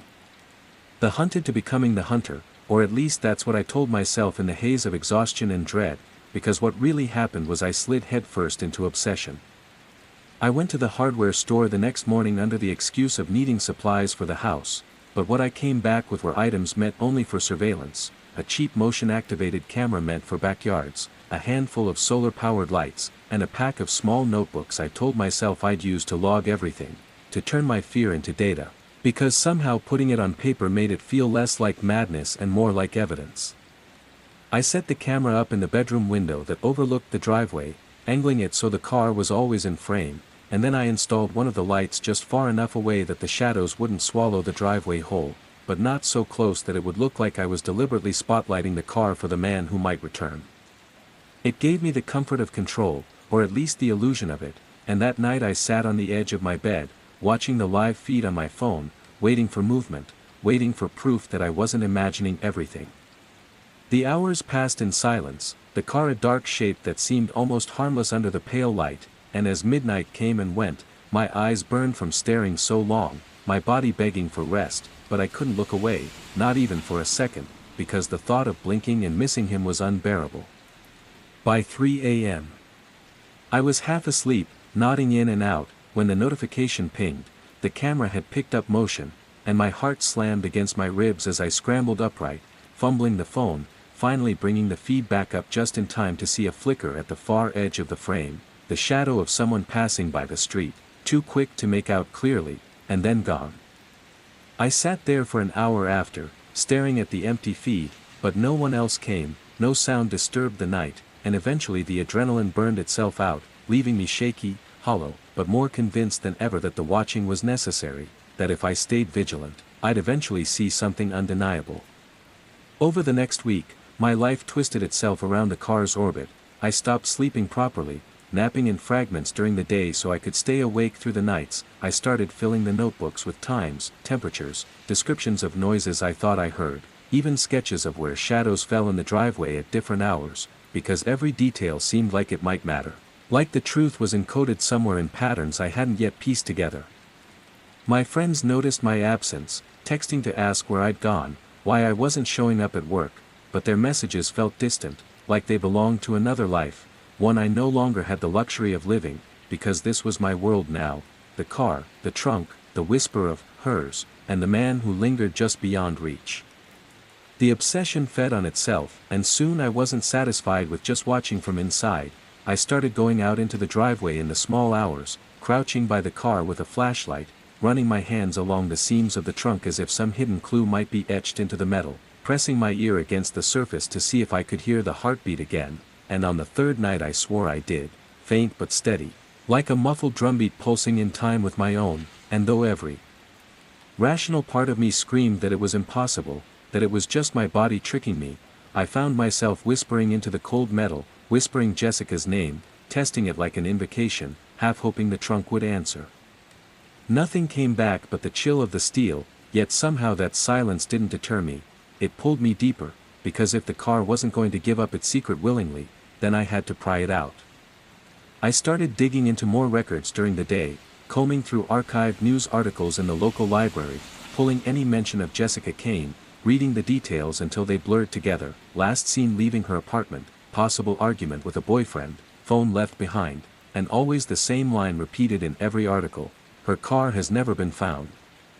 That phrase lodged in me like a thorn, because it meant what I suspected might actually be true, that the car in my driveway was the missing piece, the silent witness to whatever had happened to her, and if I could prove that, if I could connect the dots, then maybe all the nights of fear, all the watching and waiting, would have a purpose. But the more I read, the more I felt her presence bleeding into my own life: dreams of driving down endless highways that ended in black water, dreams of being locked in the trunk myself, pounding on the lid while no one answered, and I'd wake up with my throat raw, gasping like I'd been screaming. Even then, I didn't stop. I bought another camera, set it up on the porch facing the car from a different angle, then another hidden in the bushes by the fence, until my house looked less like a home and more like a bunker. Every device pointed at that one vehicle as though it were the center of gravity for everything. And maybe it was, because soon I found myself sitting for hours in the living room with the feeds up on a monitor, watching all three views at once, waiting for the shadow man to return, and sometimes, late at night, I'd catch flickers, what looked like a hand briefly brushing against the trunk, a dark shape bending toward the car, always gone when I blinked, but whether it was a trick of the cameras or something real, I couldn't tell, and that uncertainty drove me harder, made me catalog the clips, rewinding them frame by frame, writing down the timestamps like an investigator with a case board. I told myself it was for proof, that if the police ever laughed at me I could shove the evidence in their faces, but deep down I knew it wasn't really about them, it was about me, about needing to know, needing to strip the mystery bare before it swallowed me whole. By the end of that week I wasn't just afraid anymore, I was consumed, and in the rare moments I caught myself in the mirror, eyes bloodshot, face gaunt from lack of sleep, I barely recognized the person staring back, but I also couldn't stop, because stopping felt like surrendering the car to whatever secret it held, and I wasn't ready to give it up, not when I was so close to breaking through. It was nearly midnight when I first noticed movement on the camera feed from the porch, the one angled to capture the driveway at the perfect distance to catch anything that approached the car, and my stomach dropped before I even processed what I was seeing, because it was him, unmistakable, the tall, gaunt figure stepping out of the shadows with the same deliberate, almost ritualistic motion I had seen the first time he appeared, and even though my heart hammered against my chest and my hands shook so violently I could barely hold the remote to zoom in on the live feed, I forced myself to stay still, to watch, to see what he would do this time, and from the moment he appeared, there was a difference I couldn't ignore. He moved slower, more deliberate than before, almost ceremonial, his hands tracing the edges of the trunk in a way that made it clear this wasn't about hiding or sneaking in, it was about acknowledgement, about claiming the space as something sacred or haunted, and I could barely breathe watching him, because despite the distance, despite the camera lens and the small glow of the porch light, I could feel the weight of his attention, as though even through the feed, his eyes were drilling straight into me, studying my reactions, and I realized with a growing sense of terror that this wasn't just a man visiting a car, this was someone who had chosen me as witness, and my obsession, my nightly watching, had made me part of the ritual. I scrambled to grab my notebook and began furiously recording every detail, the time, the exact movements, the way his fingers lingered over the trunk handle, the way he lifted his head slowly, surveying the property before turning his gaze back to the car, and the more I wrote, the more I realized that he wasn't alone in his purpose, that there was a history written in the car, a story that I had only glimpsed so far, and that he was the only remaining participant, the one keeping the memory alive or perhaps enforcing the consequences of it. My adrenaline spiked as I watched him crouch briefly, his hand moving across the license plate, and for a moment, I wondered if he was searching for something buried under the car itself, some compartment I hadn't noticed, some hidden secret beneath the metal shell, and I realized that everything I had been doing, watching, documenting, cataloging the night movements, was insignificant compared to the knowledge he carried. And that knowledge, that control, terrified me more than anything else. The figure then straightened and leaned closer to the trunk, and although the camera was grainy and the image flickered slightly, I could see him whispering something, lips moving in the moonlight, words lost to distance and static, but there was a cadence, a rhythm to it, like a chant, and it made my chest tighten because it was intimate, personal, and directed not at the car, but somehow at the trunk itself, as though whatever was inside understood him, responded to him, or perhaps cursed him. To repeat these movements, these nightly rituals, and I was witnessing it all.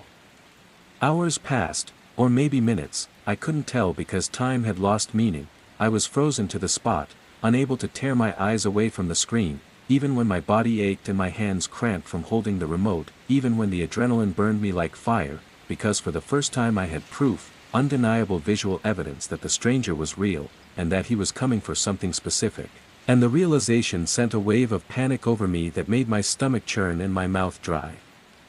I tried to reason with myself, tried to tell myself that this could be a coincidence, that maybe it was someone else entirely, but the familiarity of his movements, the exactness of his posture, the slow deliberate way he touched the car in exactly the same places he had before, all of it screamed the truth. It was him, and he knew, or at least suspected, that I was watching. That I had invaded the boundaries he had enforced for years, and that made him unpredictable, dangerous, and worse than I had imagined. I began to plot my next move, to decide whether I should confront him, call the police, or try to find out more about what he wanted before he realized I had noticed him, but before I could fully formulate a plan, he did something I had never expected, something that made me gasp so violently I nearly dropped the phone. He opened the trunk. My mind froze, because I hadn't seen him lift it before, had never witnessed him interact directly with what I had found in there, and the moment the trunk creaked open, my imagination spun wild, conjuring every possibility, from the grotesque to the mundane, but none of it prepared me for what I saw next, because in that faint glow of the porch light, the angle of the camera caught a glimpse of him reaching inside, and although I couldn't see clearly what he was holding, the movement was meticulous, careful, almost reverent, and my chest tightened, my palms sweat-soaked, because whatever he was handling was not just evidence, it was a relic of some past event, something he cared for in a way I couldn't understand but could feel across the screen. I wrote down every twitch of his fingers, every tilt of his head, every pause as if listening to a silent voice, and I realized that he wasn't just returning to a location, he was performing a ceremony, a repetition of an event long past, and my intrusion was noted, recognized, and perhaps even resented, because he stopped for a moment, lifted his head, and for the first time, I swear I saw his eyes glint toward the window where I was watching, the shadow of his gaze catching something it shouldn't, and a chill ran down my spine that made me shiver from head to toe, because I realized then that my obsession, my night after night of watching, had broken the rules, had marked me as a participant, and that whatever came next would be dictated not by chance, but by his recognition of me. The trunk snapped shut eventually, a heavy, deliberate motion that echoed like a punctuation mark in the quiet night, and he stepped back, not running, not hiding, but simply fading into the darkness as though the night itself swallowed him whole, leaving the driveway silent once more, the car standing innocuous and still, yet charged with a presence I couldn't name, a power I couldn't define, and I sat there in the glow of the monitors, staring, trembling, writing every detail in my notebooks. Trying to capture what I had just witnessed before my hands began to shake so violently that I had to set the pen down, realizing that from this point on, my life had changed in ways I couldn't undo, because I had seen the stranger act with intention, with knowledge of what was inside the trunk, and that knowledge, that intention, was tied to me now, to the car, to everything I had touched. And it was no longer a matter of passive observation, it was a matter of survival, of understanding what I had been drawn into, and whether I could ever find a way out without losing everything, or worse, without becoming part of the history he was preserving in that trunk. By the following morning, I knew I couldn't avoid it any longer. The evidence in the trunk had to be confronted directly, in daylight, when I could see everything clearly and maybe, just maybe, understand what I had stumbled into, so I steeled myself, telling myself it was only rational to face the car without the shadows and tricks of the night, and yet even with the sun streaming into the driveway, I felt the same cold weight pressing in from every direction, the knowledge that I wasn't just looking at a vehicle, but at a repository of someone's life, or death, trapped and hidden, and my hands shook as I fitted the keys into the lock, twisting slowly, hearing the mechanism click with a sound far louder than it should have been in the quiet morning, a sound that made my heart hammer against my ribs as though it had been waiting all these years for me to unlock it, and when I lifted the trunk lid, the air that escaped smelled faintly metallic, sharp and cold, and my eyes adjusted to the shadows inside, revealing objects that made my stomach knot, my mind spin with questions and fear, because everything in that trunk was wrapped in a deliberate way, packed tightly, organized almost ritualistically, and it was immediately clear that someone had taken care to leave this hidden, to ensure that what remained of this past could survive, untouched, until it found its next witness, and now that witness was me. I reached in cautiously, my fingertips brushing against the first object, a small duffel bag, old and scuffed, the leather stiff from age and neglect, but inside it, to my horror, were fragments of papers, photographs, and personal items that belonged to a life abruptly ended. I pulled them out one by one, spreading them carefully across the hood of the car so they could be examined, and as I sifted through, the first photograph caught my attention, a smiling woman with dark hair and tired eyes.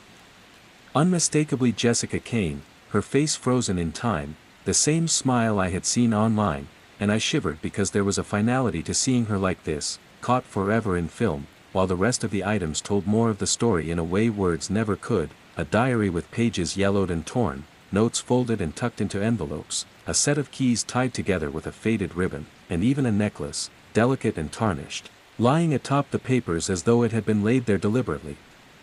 Preserved as a token, a memory, something intimate from her life that had been abruptly interrupted, and the weight of it was suffocating, because this wasn't just evidence, this was a life, a person, a history, and I had stepped into it completely unprepared. I began reading the diary, my hands trembling so badly that the ink smudged on my fingers, and the words told a story of a woman who was careful, conscientious, but isolated in a way that made her vulnerable, detailing her days, her small anxieties, the people she trusted, and the ones she suspected, and then the entries ended abruptly in the middle of a sentence, the page torn, leaving only a blank space where life had been interrupted, and the sudden absence of her words hit me harder than anything else, because it was proof, irrefutable, that someone had taken her from her world, that the car had been involved in some way, and that the man who haunted my nights knew more than I could comprehend.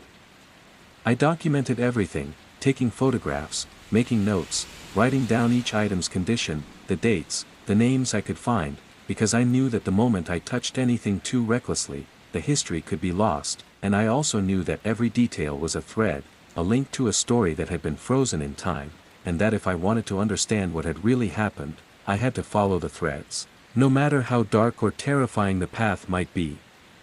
As I worked, I found more objects tucked in corners, under layers of cloth, a set of receipts, a wallet containing identification, a pair of gloves, and an old cell phone, battery long dead but the case worn with use, and every item confirmed what I had feared, that the trunk wasn't just storage, it was a shrine, a memory, a tomb in some ways, holding the remnants of a life abruptly stolen, and I was now responsible for it, its caretaker, whether I liked it or not.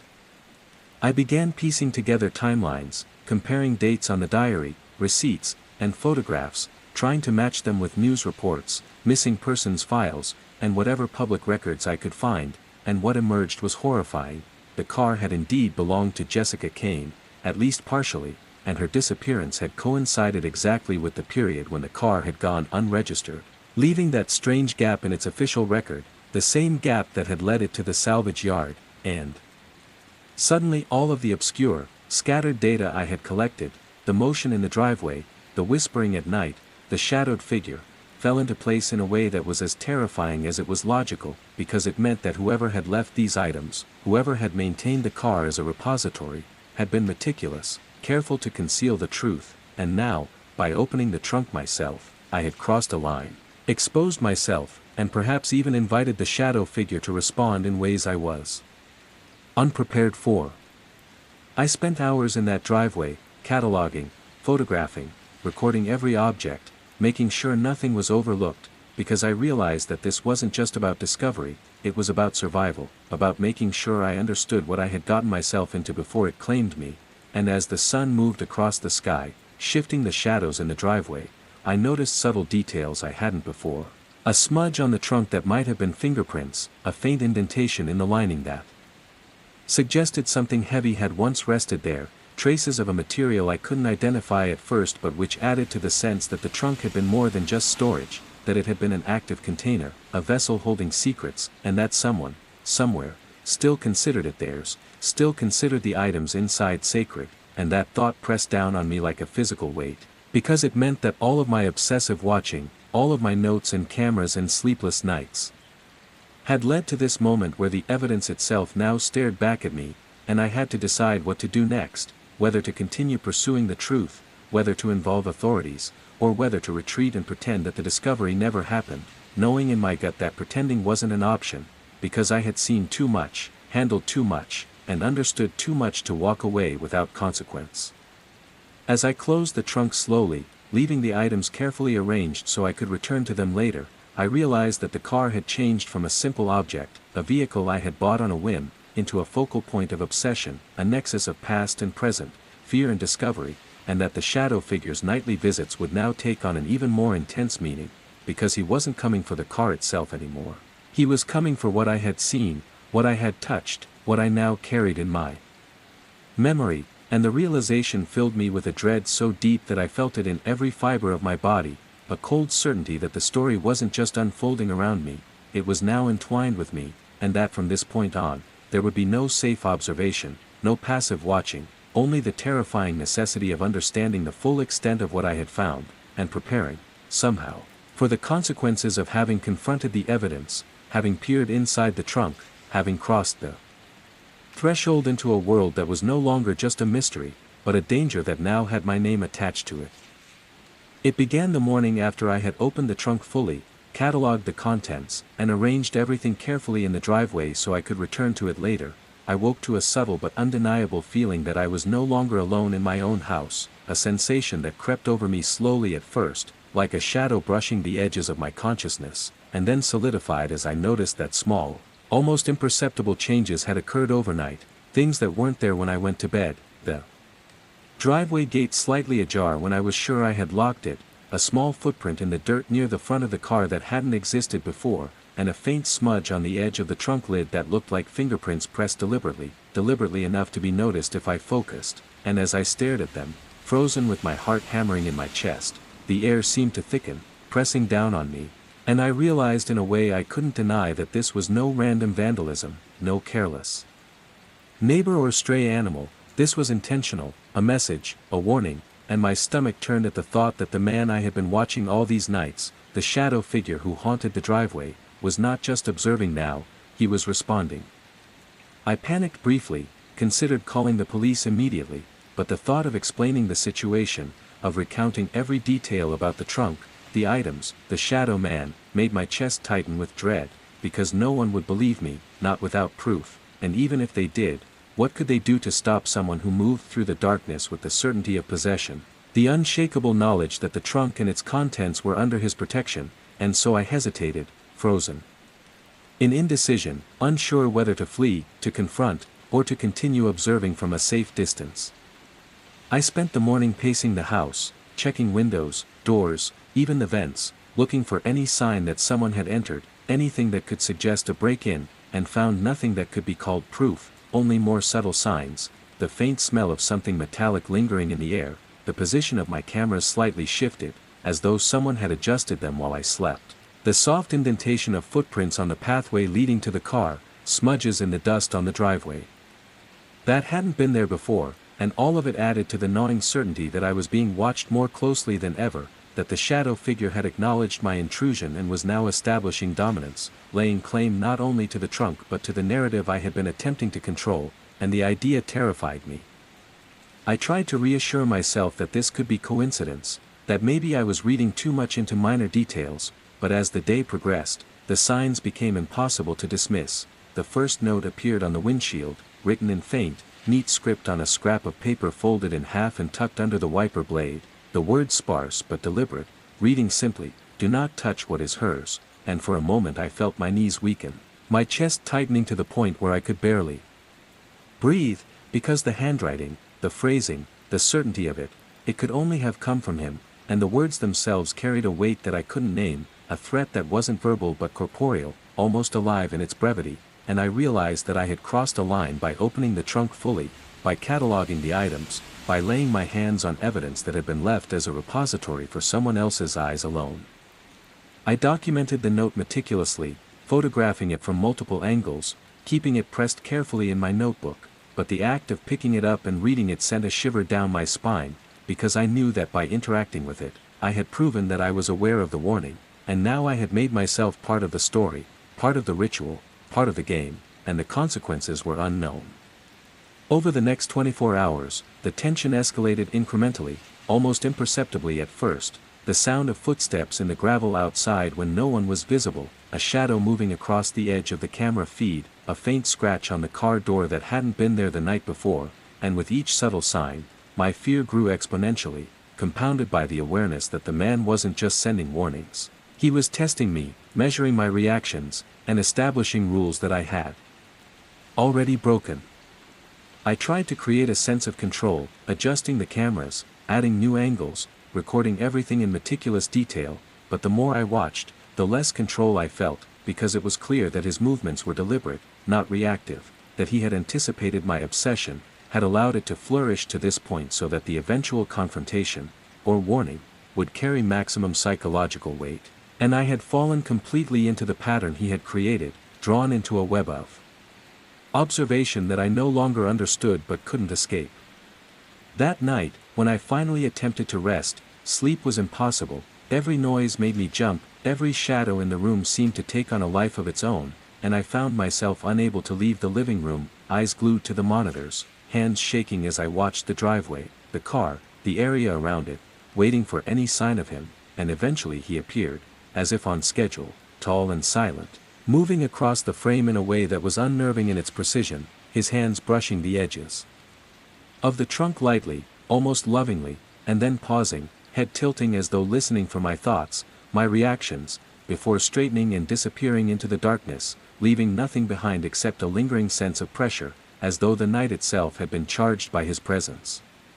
I spent hours after that moment trying to rationalize, trying to convince myself that the man was real, that the threat was real, that my obsession hadn't created it, but there was no denying it. The note, the scratches, the movement, the sense of being watched, all of it pointed to a single truth. I had been noticed, the shadow figure was aware of my intrusion, and the car and its contents were under his protection in ways that defied logic and reason. Over the next days, I became increasingly aware of subtle messages in the way the car was positioned, the items arranged, even the behavior of the environment. Leaves shifted unnaturally in the driveway, a smudge of dirt in a pattern I couldn't immediately identify, and a small, almost imperceptible symbol scratched lightly into the edge of the trunk, visible only if I bent low and examined it carefully, and though I couldn't tell what it meant, I knew it was deliberate, a sign that my actions were being monitored, catalogued, evaluated, and judged, and the thought of it sent shivers down my spine. My sleep was non-existent, my appetite nearly vanished, my hands constantly shaking, and yet I continued to catalog, photograph, and observe, because I had to understand, had to see patterns, had to uncover what the shadow figure wanted, and I became consumed by the realization that I was no longer a passive observer, I was a participant, a trespasser, A witness to a ritual that had persisted long before I had arrived and would continue long after I was gone if I did not find a way to navigate it. And that weight, heavier than anything I had ever known, pressed down on me night after night, until I began to wonder if the cost of understanding was worth the potential danger, if every item I had touched, every page I had read, every glance at the car had marked me permanently, and if the shadow figure would escalate, would cross the final threshold and make me pay for my intrusion in ways I could not yet imagine. I knew then, with terrifying clarity, that there was no turning back, that the first threat was only the beginning, and that the line between observer and participant had been irreversibly crossed, leaving me trapped in a nightmare that had started with an impulsive auction purchase and now had me entwined with a past that was as dangerous as it was real, and every sound outside, every creak of the house settling, every movement in the corner of my eye became a reminder that he was still out there, still watching, still waiting, and that whatever came next would not be subtle, would not be polite, and would not allow me the luxury of ignorance any longer.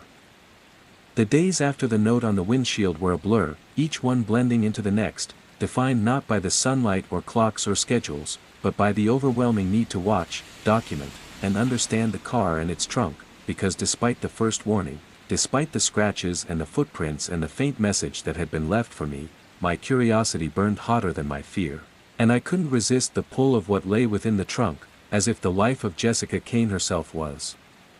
tethered to my attention, to my obsession, and I was the only one who could see, interpret, and perhaps even save the story before it disappeared entirely, and so I spent every waking hour in proximity to the vehicle, cameras set up at every angle I could imagine, notebooks spread across the hood, pencils and pens in constant use, cataloging every mark in the dust, every smudge, every minor imperfection, and then comparing them against the photos, the diary, and the receipts I had collected.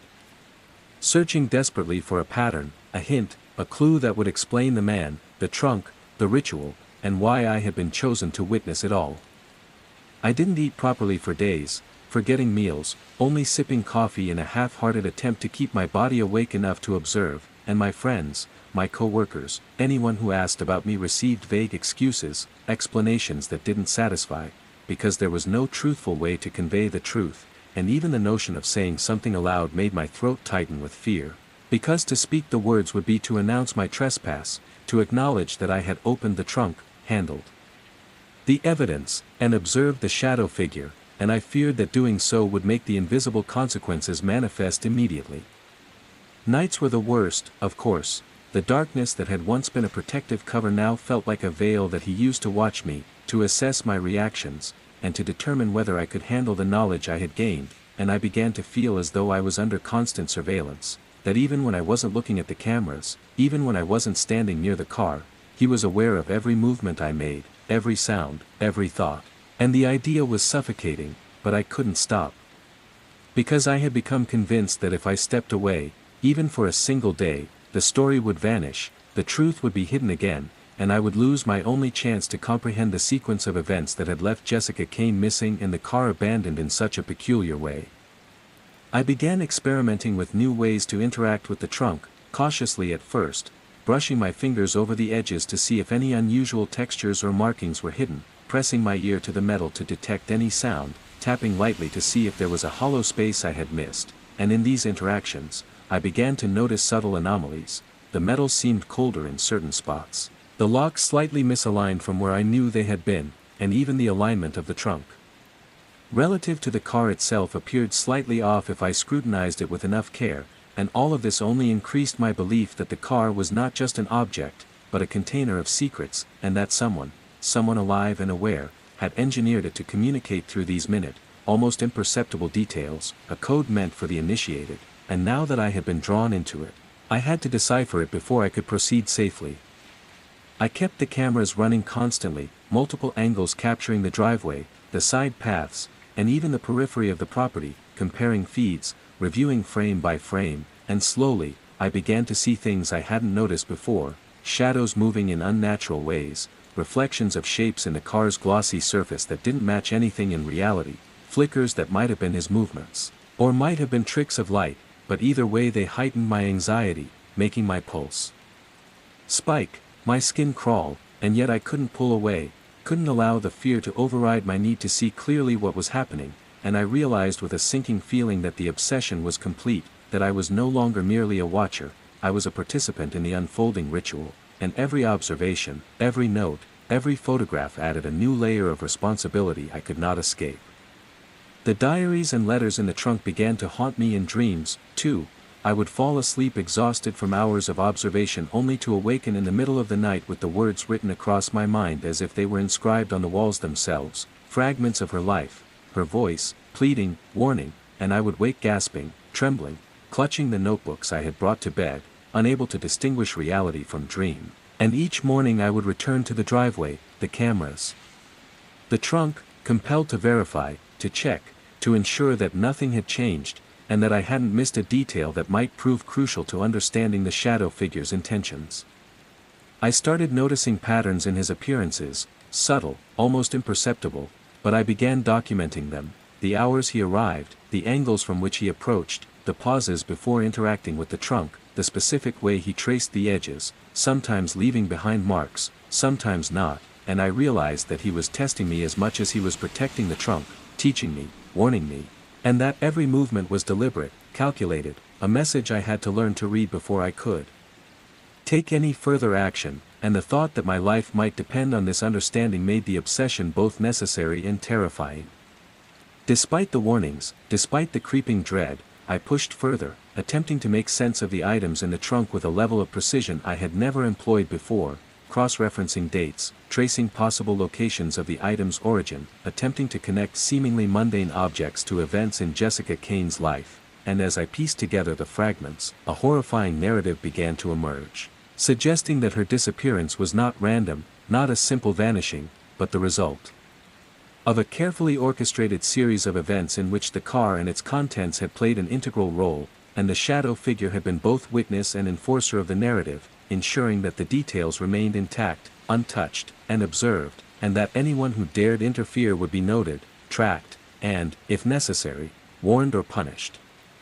The nights became a torment. I could no longer sleep without my eyes on the monitors, my fingers tapping constantly, reviewing the feeds, adjusting the angles, recording, comparing, writing, and every sound outside, an owl, a dog barking, the creak of a neighbor's gate, was magnified in my mind as a potential signal, a hint, a sign that he had returned, that he was aware of my actions, that he was preparing the next move in what I had come to understand as a game with rules I didn't fully know, but had already broken, and the thought of the consequences was unbearable, but I couldn't stop, couldn't walk away, because the drive to understand, to witness, to unravel the story fully, had become more vital than anything else in my life, and I knew, deep in my bones, that whatever happened next would not be passive observation, that the shadow figure would escalate, and that the coming confrontation would demand my full attention, courage, and wits, because I had now become entwined in a narrative far older, darker, and more dangerous than I could have imagined, and the line between fear and curiosity had blurred completely, leaving me trapped, compelled, and terrified in equal measure. It was the night I had feared and anticipated in equal measure, the night when the hours of watching, cataloging, documenting, and obsessing over the car, the trunk, and the shadow figure would collide into something tangible, something unavoidable, because despite the warnings, despite the subtle messages and threats he had left behind, I could no longer contain the gnawing need to see, to understand, to confront, and the moment arrived slowly, with a creeping inevitability that began as the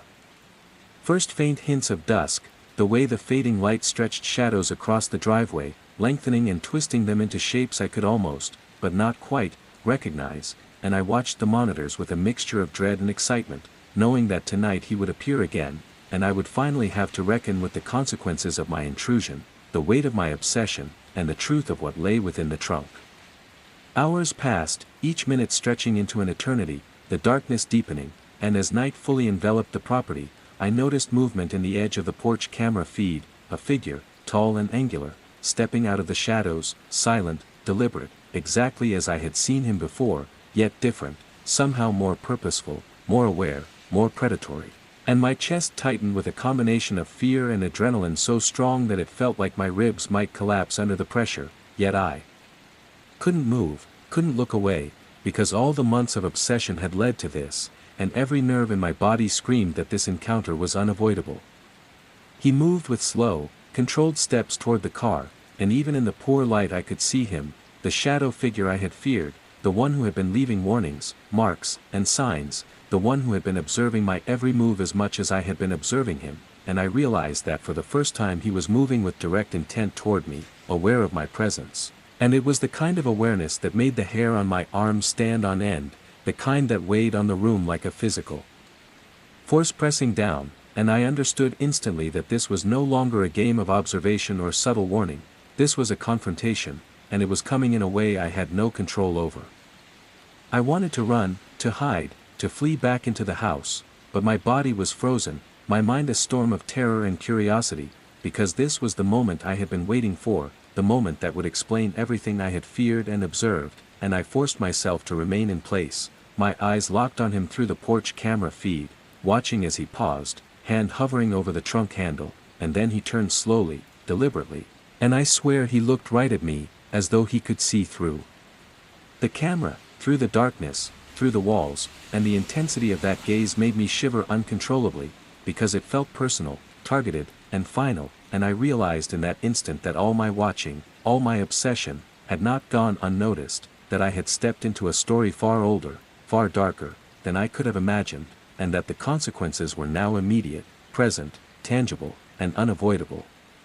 The moment stretched, time slowing to a crawl, and then he opened the trunk, the metallic click of the latch loud in the stillness of the night, and I felt my stomach twist because the lid rose slowly, revealing the dark interior, the objects I had studied so meticulously during the day, and the eerie feeling that they were somehow alive, waiting, aware of our presence, and that the man was not only protecting them but interacting with them in a way that suggested some ritual, some unspoken rule, some terrible secret that had persisted for years. I gripped the railing of the porch, unable to breathe properly, heart hammering as I watched him reach inside and handle the items with deliberate care, as though they were sacred, as though any misstep would invite catastrophe, and I noticed for the first time subtle signs of age and wear that I hadn't seen before, the frayed edges of the diary, the faded writing on the envelopes, the scuffs on the photographs, and it struck me with a cold certainty that these were not just objects, they were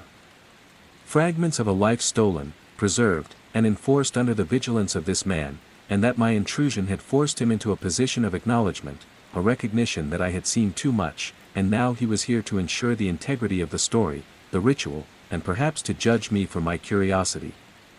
My hands shook uncontrollably as I fumbled for my camera to capture the scene, but the figure froze mid-motion, head tilting, sensing my presence, as though he knew I was recording, knew that I had been documenting everything, and the air itself seemed to thrum with tension, with an almost tangible awareness, and I realized that he was testing me, measuring me, reading me in a way that was instinctual, precise, and terrifying, and I understood that this was a test I had no chance of passing. Unless I maintained complete composure, absolute stillness, and unwavering attention to the ritual unfolding before me. Minutes, or perhaps hours, passed with him motionless, the trunk open, his hands hovering over the items, head tilting as though listening for instructions from a voice I could not hear, and I felt an overwhelming wave of dread and fascination, because despite everything I feared, despite the warnings, despite the subtle threats and signs, I couldn't look away, couldn't stop observing, and I understood that the knowledge I craved, the understanding I sought, was only accessible if I remained calm, focused, and unwavering, no matter how terrified I felt, no matter how instinctively I wanted to flee. Then, slowly, almost imperceptibly, he lowered his hands, closing the trunk with deliberate care, the sound echoing like a punctuation in the quiet night, and then he turned, moving not away from the driveway, but toward me, closer than I had ever imagined he would dare, the shadow of his figure large and imposing against the glow of the porch light, and I realized with a bone-deep chill that he had chosen this moment, this encounter, to communicate something directly, to enforce the rules, to establish dominance, and to make it undeniably clear that my curiosity had consequences. I froze, unable to speak, unable to breathe, as he stopped a mere few feet from the porch, his face obscured but his presence undeniable, and then, in a motion so subtle I almost missed it, he extended a hand, not threatening, not aggressive, but pointing directly at the trunk, at the evidence, at the items I had touched, catalogued, and photographed, and in that silent gesture, the message was unmistakable: do not touch again. Observe, and bear witness, but do not interfere. What is hers is sacred. My body went rigid with understanding and fear, because I realized that he had not come to harm me, not tonight, but to warn, to establish boundaries, to remind me that my obsession had allowed me to witness, to intrude, to touch, but that further interaction would have consequences I could not even imagine, and the weight of that knowledge pressed down on me, heavier than any physical object, colder than the night air, and yet I couldn't look away. After several agonizing moments, he turned back, moving slowly toward the shadows, disappearing as silently as he had arrived, leaving only the lingering sense of his presence, the heaviness in the air, and the undeniable fact that I had been tested, judged, and temporarily spared, but that the encounter had irrevocably changed me, my obsession, and my understanding of the car, the trunk, and the history it contained, because I now knew with terrifying clarity that the shadow figure was real, vigilant, and aware, and that the items in the trunk were protected by a force more meticulous, more patient, and more dangerous than I could have imagined, and that my every action, every touch, every note I wrote, and every photograph I took had consequences I had yet to fully comprehend, and the thought of what might come next made my skin crawl, my heart pound, and my mind race in a way that was both exhilarating and unbearable, because I had crossed a threshold, a boundary I could not uncross, and now I had to live with the knowledge that curiosity and fear had placed me in direct confrontation with a force I did not understand, and that the next encounter might not be a warning, but something far worse. The days after the close encounter were the most surreal and unbearable of my life. I couldn't sleep, couldn't eat properly, and every waking hour was spent staring at the trunk, the car, the driveway, the cameras, the notebooks, and the items I had so meticulously catalogued, because the shadow figure's warning echoed constantly in my mind, repeating in a way that made my heart race and my hands tremble, "Do not touch again." And yet, despite the terror, the fear, and the weight of his gaze, from that night, my curiosity had not diminished, it had grown, expanded to a point where it became a compulsion, an obsession, a need so intense that the boundaries of reason blurred completely, and I realized I could not simply continue as I had, documenting from a distance, observing, because the mystery demanded resolution, demanded understanding, demanded that I confront the truth of what had happened to Jessica Kane, what the trunk had contained all these years, and what the shadow figure's purpose truly was, and so I resolved, with a mixture of dread and determination that made my chest ache, to investigate one final time, to examine the trunk, the contents, and the subtle clues I had amassed, but this time in a way that would honor the warning while still seeking answers, and I prepared carefully, gathering gloves, masks, cameras, and notebooks, creating an almost ritualistic framework to ensure I could observe without seeming to interfere, to see without touching in ways that would provoke the shadow figure, and to record every detail with the meticulousness of someone who knew that a single misstep could have consequences far beyond imagination. I approached the trunk in the fading light, the air heavy with a tension that made each step feel like a mile, and I noticed immediately subtle differences that had gone unnoticed before. The car seemed slightly shifted, as though someone had moved it during the night. Faint scratches lined the edges of the trunk lid, deeper than before, deliberate, almost forming symbols that I couldn't yet interpret, and the faint metallic scent lingered more strongly in the air, almost like a warning or a reminder of what had been contained there, and I understood in that instant that he had returned, had been watching, and that my final examination would not be without notice, without consequence, without his presence in some form, whether physical, psychological, or both. I stood there, frozen, notebook in hand, cameras recording from multiple angles, and slowly, with my heart pounding in my ears, I lifted the trunk lid just slightly, enough to glimpse the interior without fully exposing myself or disturbing the arrangement of items, and what I saw made me catch my breath in a way I had not experienced before, because the objects seemed different somehow, more deliberate, more aligned, almost as if they had been arranged in preparation for my final understanding. And the diaries, letters, photographs, and personal items now revealed patterns I had missed, connections I had overlooked, and a hidden envelope tucked beneath the leather bag that I had never seen before, yellowed with age, edges worn, and the faintest scrawl on the outside reading, "For those who seek the truth," and I felt a chill travel through my spine, a recognition that this was intended for me, or at least for someone who had reached the point I had, and that the shadow figure, despite his warnings, had allowed this discovery to be possible, had permitted access to the ultimate revelation, but only on his terms, and only with the understanding that the knowledge I was about to gain carried a weight I could not yet comprehend. With trembling hands, I pulled the envelope carefully from its resting place, holding it above the trunk so as not to disturb anything else, and slowly opened it, revealing a single sheet of paper, folded neatly, the handwriting elegant and precise, unmistakably Jessica Kane's, and as I read, my breath caught because the words were a direct account of her disappearance, her fear, her last moments, and her knowledge that someone had been watching her long before the trunk became a repository of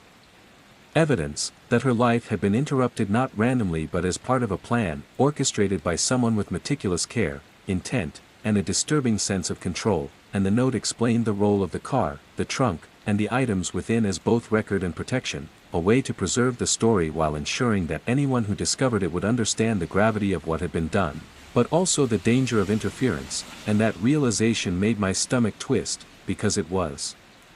clear that the shadow figure was not simply a stalker or a criminal, but a guardian, a curator, a living enforcer of the history that had been buried in metal, leather, paper, and photographs.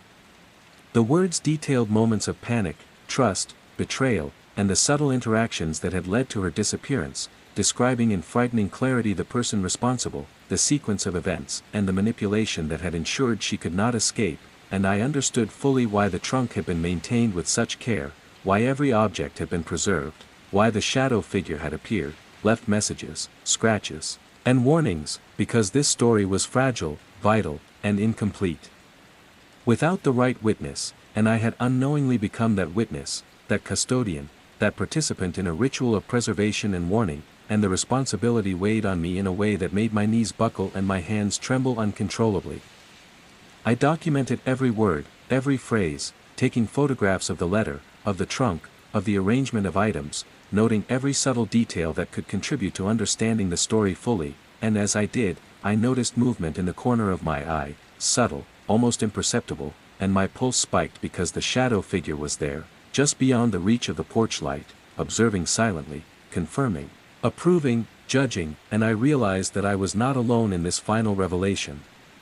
That he had orchestrated the encounter to ensure that I could witness without provoking, that I could understand without endangering myself, and that my comprehension of Jessica Kane's story, the car, and the trunk was now complete, irrevocable, and irreversible, and that knowledge would haunt me forever. The letter went on, describing in haunting detail the final moments before her disappearance, the manipulation, the threat, the fear, and the final decision she made to preserve her life in the only way she could, by leaving evidence that would survive, by entrusting it, unknowingly, to someone who could one day uncover it, and I realized with a cold certainty that the entire series of events, the car, the trunk, the shadow figure, the warnings, the notes, the observations, the fear, the obsession, had been orchestrated not merely as a record, but as a test, a way to find someone who could bear witness to the truth without being destroyed by it, and that person was now me. I read the letter repeatedly, memorizing each word, each phrase, each hidden message, noting the subtleties, the warnings, the timeline, and the indications of manipulation and threat, and as I did, I felt a mixture of awe, terror, and reverence, because I understood finally the magnitude of what had been preserved, the care with which the shadow figure had ensured its survival, and the responsibility I now carried as the one who had been chosen, or had stumbled into, the role of witness, guardian, and chronicler, and I knew that the next steps, however terrifying, would require a delicate balance of observation, respect, and caution, because any misstep could undo months of careful preservation and potentially bring harm not only to me but to the story itself. I continued documenting, photographing, cataloging, and reviewing every item in the trunk without touching more than necessary, ensuring that the narrative, the evidence, and the delicate preservation of Jessica Kane's life and disappearance were honored, and as the night deepened, I felt the shadow figure's presence more acutely than ever, a silent acknowledgement of my role, a confirmation of my survival, and an unspoken assurance that I had understood the rules, the history, and the importance of restraint, observation, and witness, and I realized finally that the story, the trunk, the car, and the man who had guarded them were intertwined in ways I could not have imagined, a web of history, obsession, protection, and fear that I would carry with me forever, a haunting, terrifying, and ultimately enlightening revelation that marked the culmination of months of fear, obsession, and discovery. And the night ended with the shadow figure disappearing once more into the darkness, leaving me alone with the trunk, the evidence, the letter, and the knowledge that I had finally uncovered the full story, understood the depth of the danger, and borne witness to the truth that had been preserved with care, patience, and a terrifying devotion that ensured its survival against all odds.